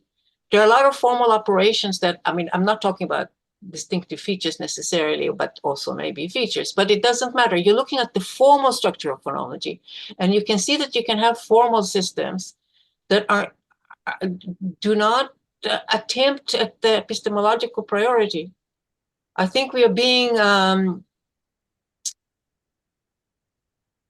we're not taking seriously our own belief that that the grammar is an independent system with computational principles that guide it formally. It doesn't mean that there are cognitive systems that are formal and similar, but it's not. I don't think there is any epistemological priority to derive it, especially from aspects of conceptual knowledge. Thank you so much. I think there was Harley's question first, and then Samuel. Harley, did you still want to ask a question? Well, you know, I always want to ask Hagit a question. The questions are a little bit predictable, I'm afraid. Anyway, thank you so much, Hagit. Wonderful presentation as always. It's great to see you. A very predictable question about whether essay might be a nominalization of right. So as you know, I think it's possible that such relationships might exist. And the reason I think they don't exist very often, which you are absolutely right, they don't exist very often, is because during acquisition, that's the big clue that children have to deduce that the forms refer to the same abstract concept.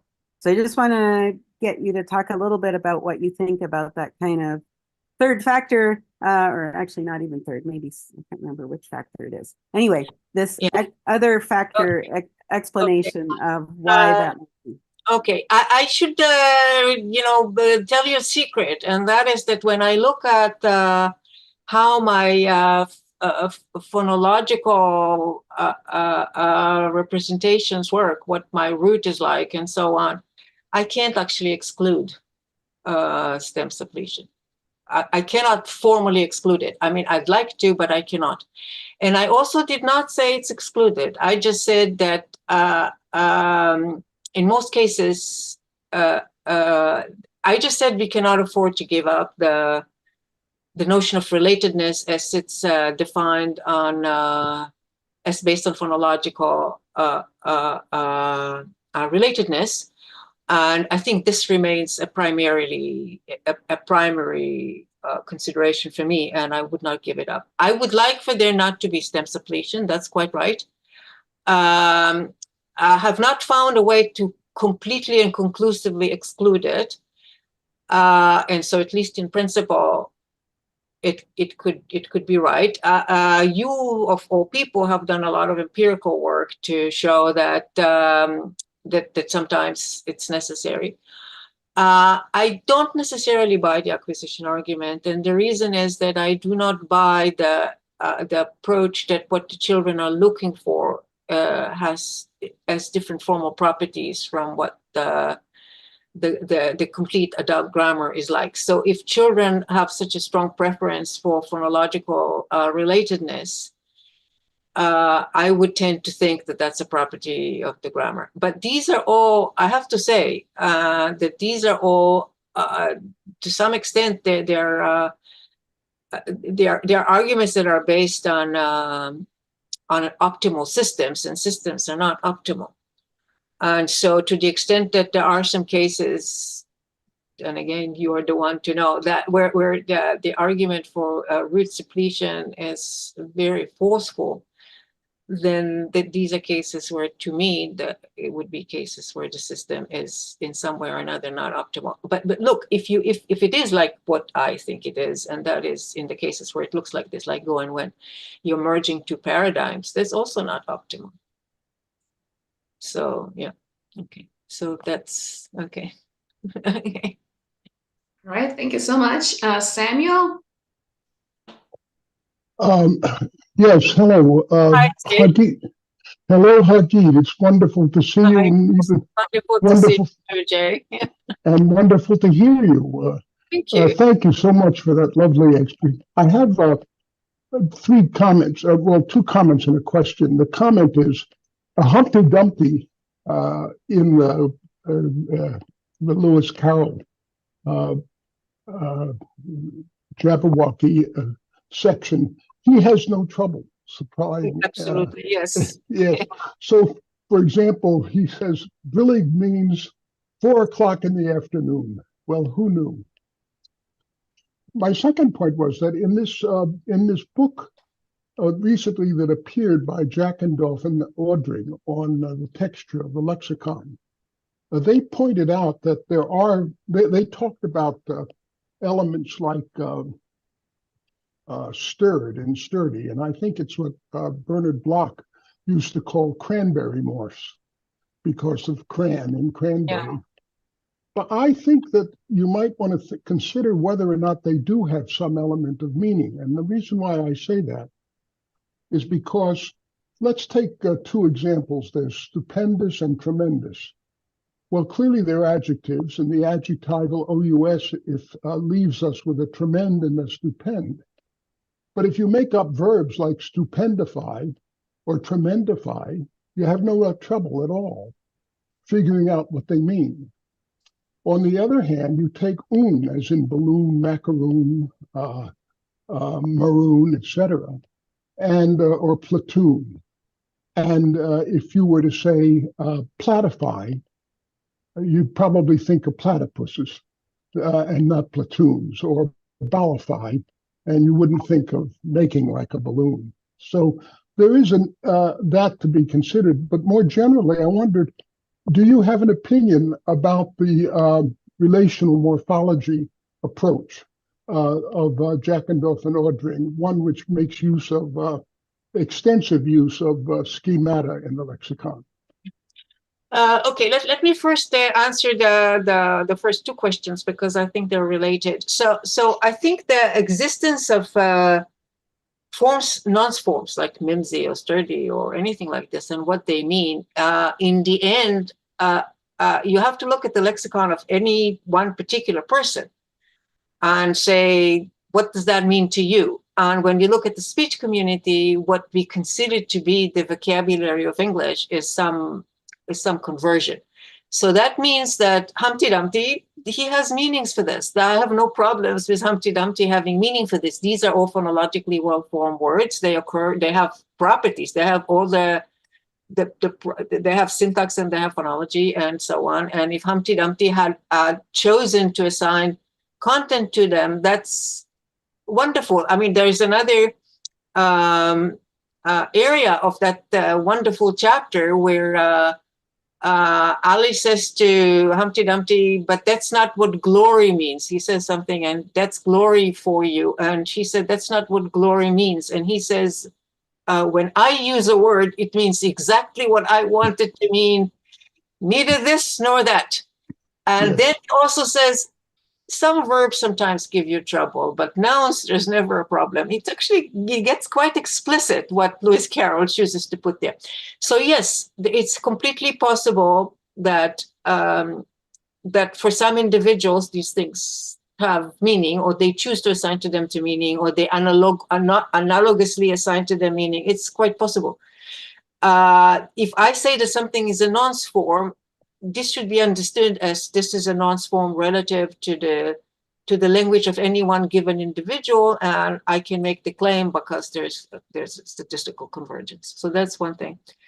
Relative to the other examples that you gave for stirred and the fact that morphologically morphological forms with a meaningless stem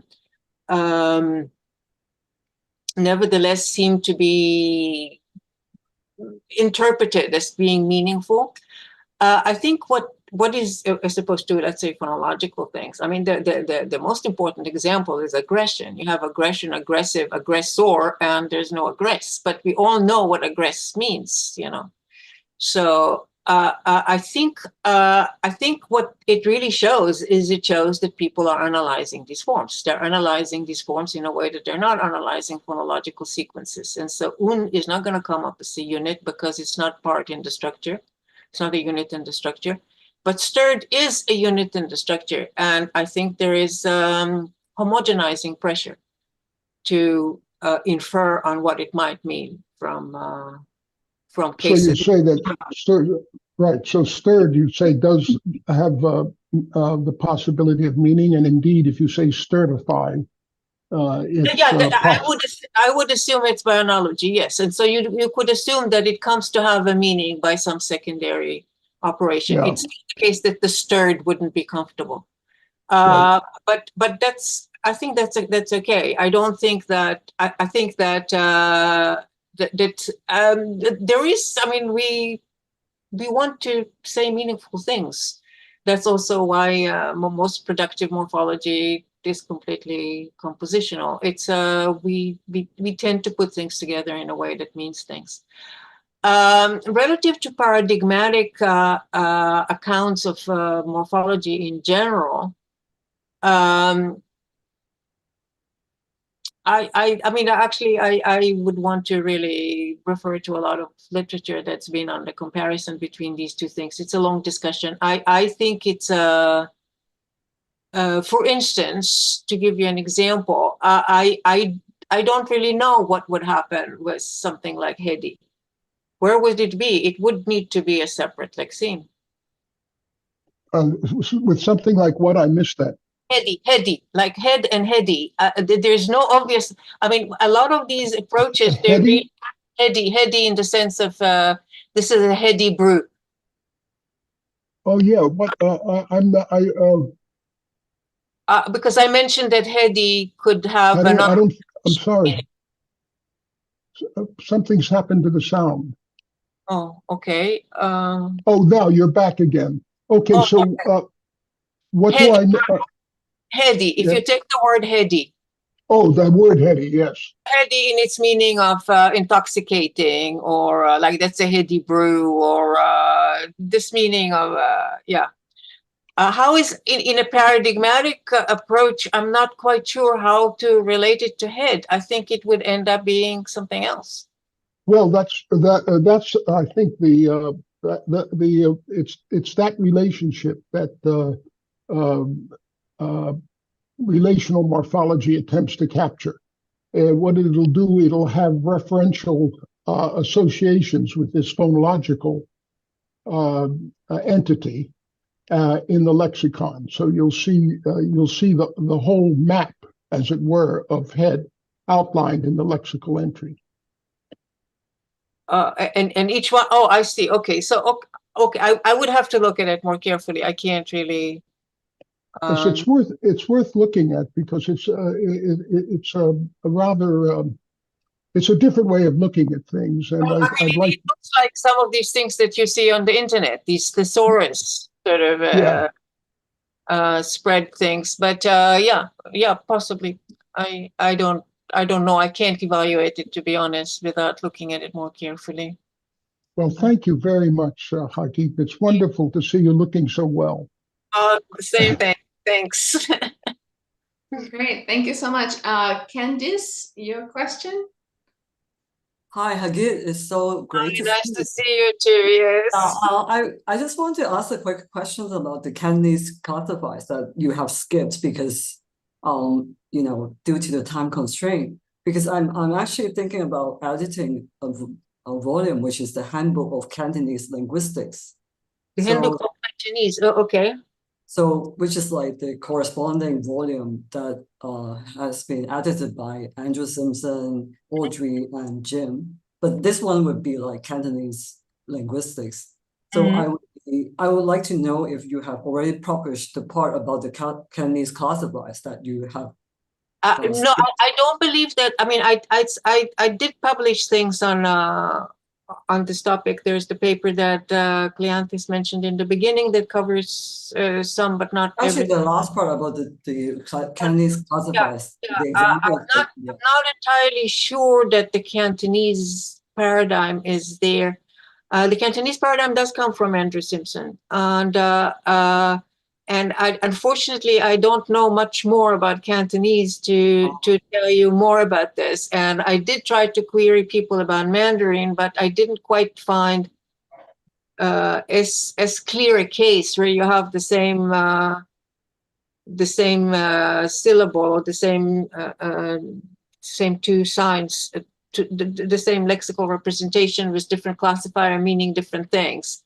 Other than predictable things like mass and count. And like that.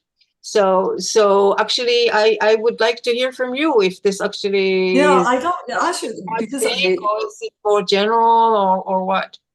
Yeah, because I would have a chapter that is going to be about classifiers. So I really want to have like. Okay, no, this is something I have been trying to get more on this, but it's what I have is more or less the cases that I have, and they show me that at least prima facie it is possible for meaning to be combined with the first functional element, and the functional element doesn't lose its function. I mean, I think pluralia tantum is really the classical example from English, because pluralia tantum is always plural and it will agree like plural, and sometimes you could even say there is some echo of plurality to the meaning. It's always count, all of these things, but which rapids, for instance, is plural rather than singular is. But there's no inflection morphology in Chinese, like not in Mandarin or Cantonese. So classifiers like a mysterious thing. Classifiers really do, but certainly the selection of classifiers is determined by the root. If you think that these are roots, so absolutely the classifier is selected by the root, but I don't know that it actually changes the meaning. I don't know. I don't know any. So this is interesting to me. This is something that has puzzled me as a native speaker of Chinese, and you know, So this is why I want to hear your thought, actually. And Bobby is going to retire, so we are going to have. I want to add this volume to celebrate the retirement. Okay. I'm going to retire. I'm sure not. No, this is the last academic year for Audrey. Oh yeah, Audrey is going to retire. That's Yeah. Time flies. Yeah, it'd be nice to have a volume for her. Yes. So maybe I can contact you about the classifiers. You can, but I'm a bit nervous that I may not have enough facts to make it into paper. So, but yeah, okay. All right. We have a question from Vitor. Vitor, you had a hand raised.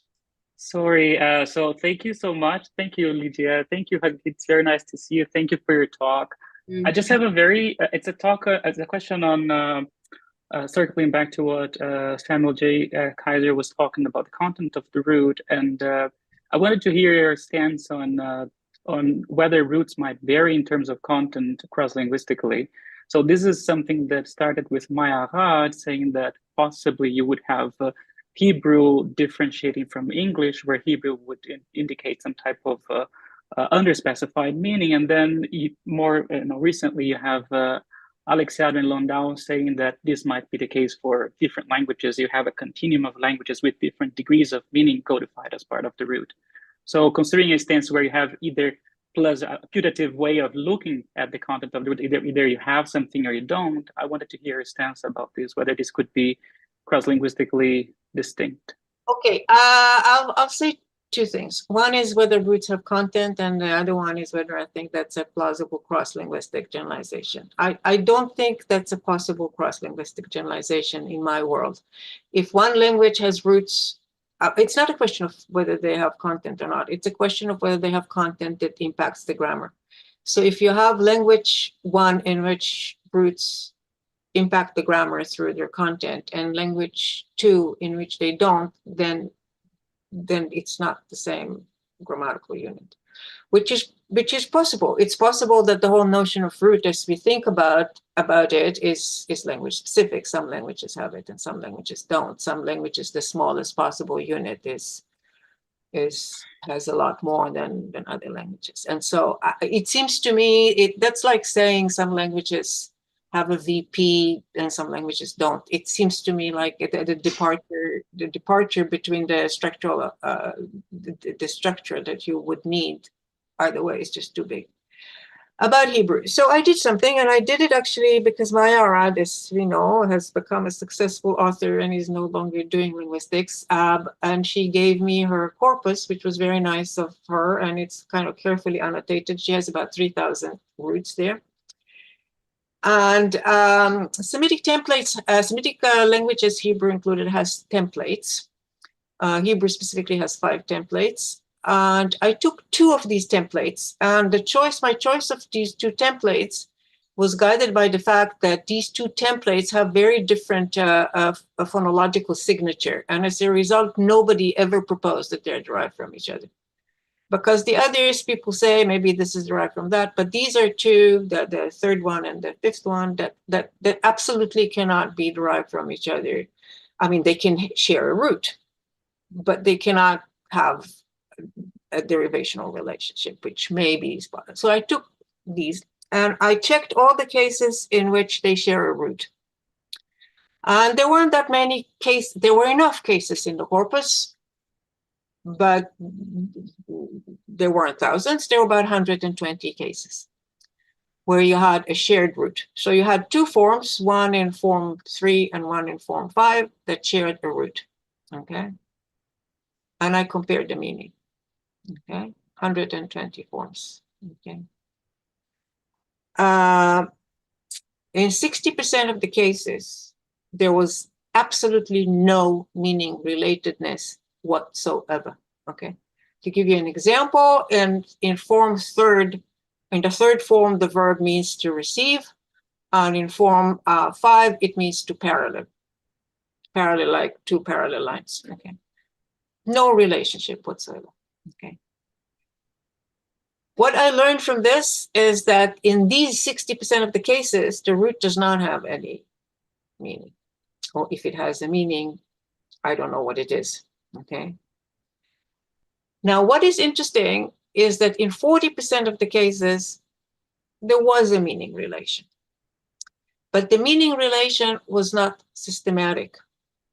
In some of the cases, they were virtual synonyms. In some of the cases, they were related by meaning, but not in a way that the grammar would capture, like the relationship between bomb and explode. Things like this. Or sometimes there were maybe a couple of cases where you could say that one is perhaps a causative and the other one is not, but there were maybe 2 cases like this. In other cases, there was a flavor of the meaning, like that was vaguely different, but it didn't obey any rules that we know. The relationship between the 2 forms could not have been classified according to any argument structure correlation that we know. Okay. So what did I take away from this? 40% of the cases is not nothing. In 40% of the cases, the roots does seem to have some meaning. However, the meaning is grammatically irrelevant, because there are no cases in which the meaning relatedness translated into grammatical relationship that I could model according to anything I know. So the meaning varies from being there but being irrelevant to not being there altogether. Okay. In a language like English, because so many roots are words, the question is, to begin with, a very difficult question, because everything we consider a root is typically a monomorphemic word. Not 100% of the cases, but most of the cases. Okay. Since it's already a word, since it's already a constituent, then it has meaning. And whether the meaning for a word like word is a meaning to the root or a meaning to the noun or to the verb alternatively, it's a little bit going to your theory and letting your theory decide, or perhaps making a case on the basis of cases where there's a little variation. But in a Semitic language, the distinction between what is a root and what is something that has content is quite clear. And it's not always the distinction between something that is a word and something that is not a word, because you can have representations in Semitic that are not listed phonological words, but they do have content. So, okay. So I hope that's an answer. Yeah. Okay. Right, thank you, thank you. We just want to ask you, Hagit, if you still want to keep going. It's 2:20. I'm fine. I'm totally admiring of all these people that I haven't seen for years and years, still sitting here and listening to me. Yes, we're all very excited. And okay, then let's keep going. Enrico has a question, and then Neil. Hello, I was wondering, going back to the cross-linguistic perspective, typological perspective, going the other direction towards polysynthesis and the sort of more internally complex morphology, how much of the theory that we have can account for such languages? Is it overtly Anglocentric, and especially in the search for semantic primitives when it comes to little v cause, little v become, little v do, so on and so forth? Or do we have to extend the theory to the point where we lose what semantic primitives we think we have? I'm sorry, can I, first of all, I'm delighted to meet you. I'm sure you hear it a lot. Last time I saw you, you were in a crib. So it's really a pleasure to meet you. But other than that, I'm not sure I understood the question. So could you maybe repeat what the problem is?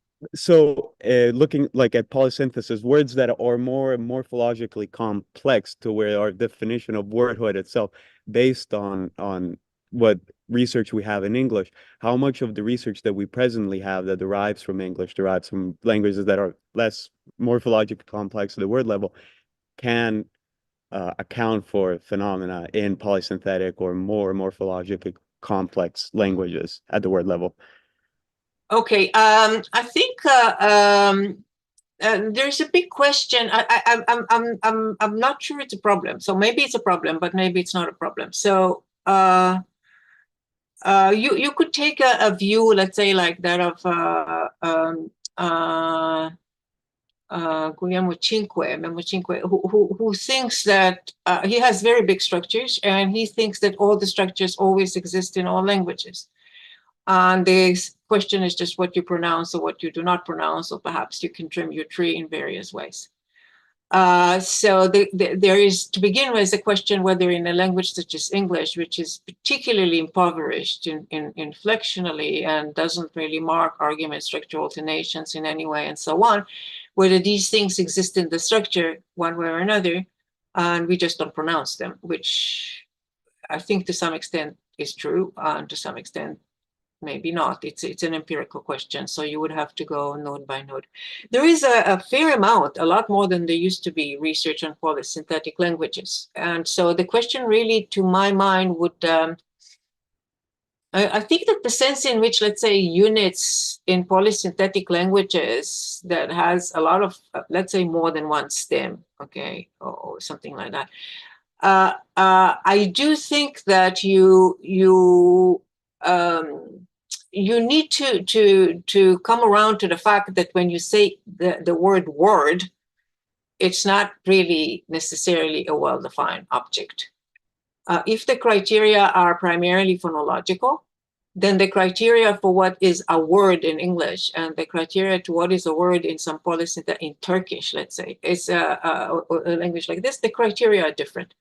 And the question is whether, and in that sense, I think that that we are perhaps, though I'm not sure, too impacted by the fact that phonologically words are quite short and straightforward in English, but maybe a lot more complex in other languages. It's quite possible, for instance, that what puts together an item that we call a word in let's say Turkish, let's say the domain of vowel harmony or something like this, is really a phrase of some kind. It's not really a word in the same sense, and we have more of a liaison and not so much a morphological thing. At any rate, I think we have a lot of structure. So then the question is, and it's a big question, whether the structure is universal or not, whether a language that marks an awful lot of alternation and so on has an inventory that's bigger and richer than that of languages that have less. And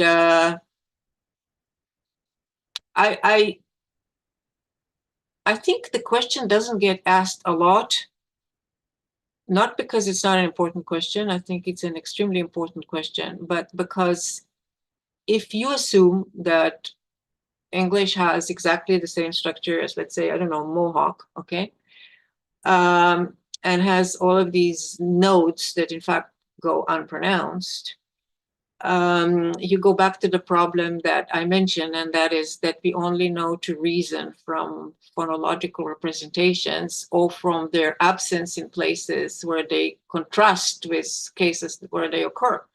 So if you, for instance, have something that marks causative in English, which is always 0, okay, when does it become an assumption that I cannot prove, and what can I do to prove it, rather than saying that my semantics predicts it or my theory of argument structure predicts it or something like that. So I think it's a big concern, and I share your concern. My prima facie inclination is to think that the structure is the same everywhere, but is not necessarily always instantiated.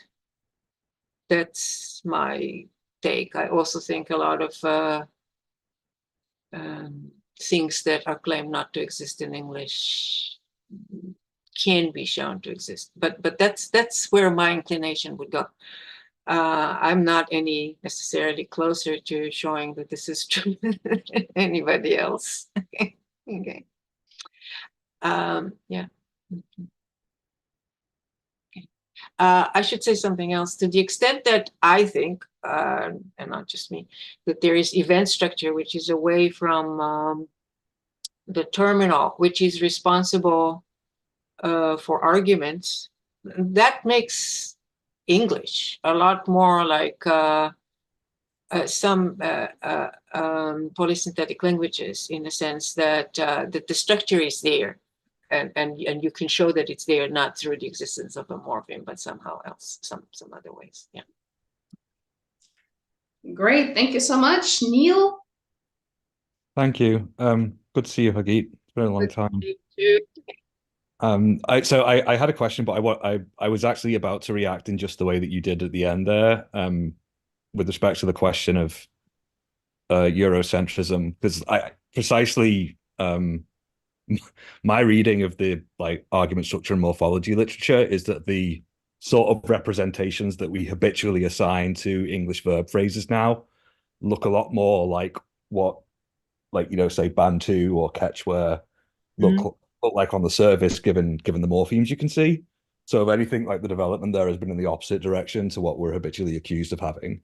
But my question was going to be, I wanted to ask the question that Omar Preminger would have asked if he were here, which is, so there's a well-known sort of idiom that the implications of which Omar, I think, is the first to point out, which is go by, which has a meaning of have X as a preferred name. So my name's X, but I go by Y. Yeah. Now, what I put in the chat here, the name by which she went in those days was Lizzie. That's a slightly adapted version of one of Omar's examples. And it's a little stilted to me, but you can find examples just like it on the internet, and I've run this by students. Okay, I'm happy with this. Yeah, so the interesting point, the point it makes is that given the relative clause structure I've got there, by must form a constituent with its complement to the exclusion of go, right? But the idiomatic interpretation seems to be assigned to go by. So, and in your talk, you sort of you mentioned spans and assigning interpretations to spans and assigning representations to constituents, both. But they do make different predictions, and this is one where you can assign a interpretation to a span, namely the sequence of heads go by, but not a constituent, because there is no constituent go by. There's a constituent by X, right? Yes. That was Omar's question. Omar's question would have been, what is your reaction to that?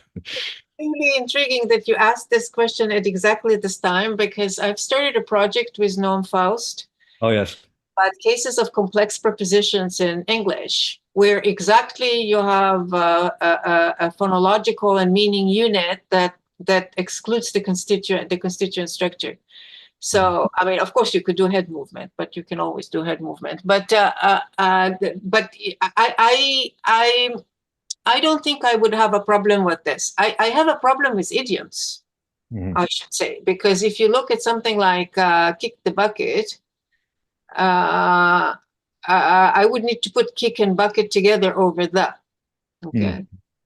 And so that would be a problem. So, but I also think actually kick the bucket is quite unique. Most idioms are considerably more malleable than all this. But I mean, of course, there's the discussion in Number also and SAG, which shows us that idioms are really much more complex. But I think my thinking about idioms is that it's a different system. It's a system that's built on what I call pivots. And that is, if for instance, you have something like throw away the baby with the bathwater, all you need is baby and water.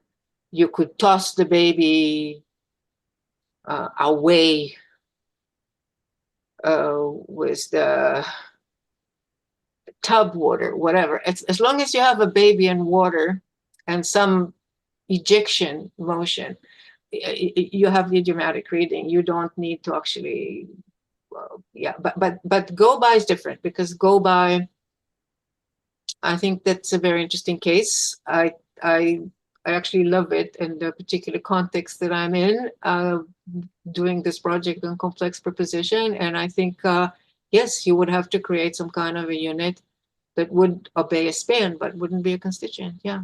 So that's, yeah. Okay. That's very good to see you. Great talk. All right. Thank you. Anybody else before I wrap up? Okay, let me wrap up. So thank you, Hagit, for the amazing talk and discussion. And thanks, everyone, for participating. Now, our next talk will be by Howard Lasnik on Saturday, June 29th. So mark your calendars.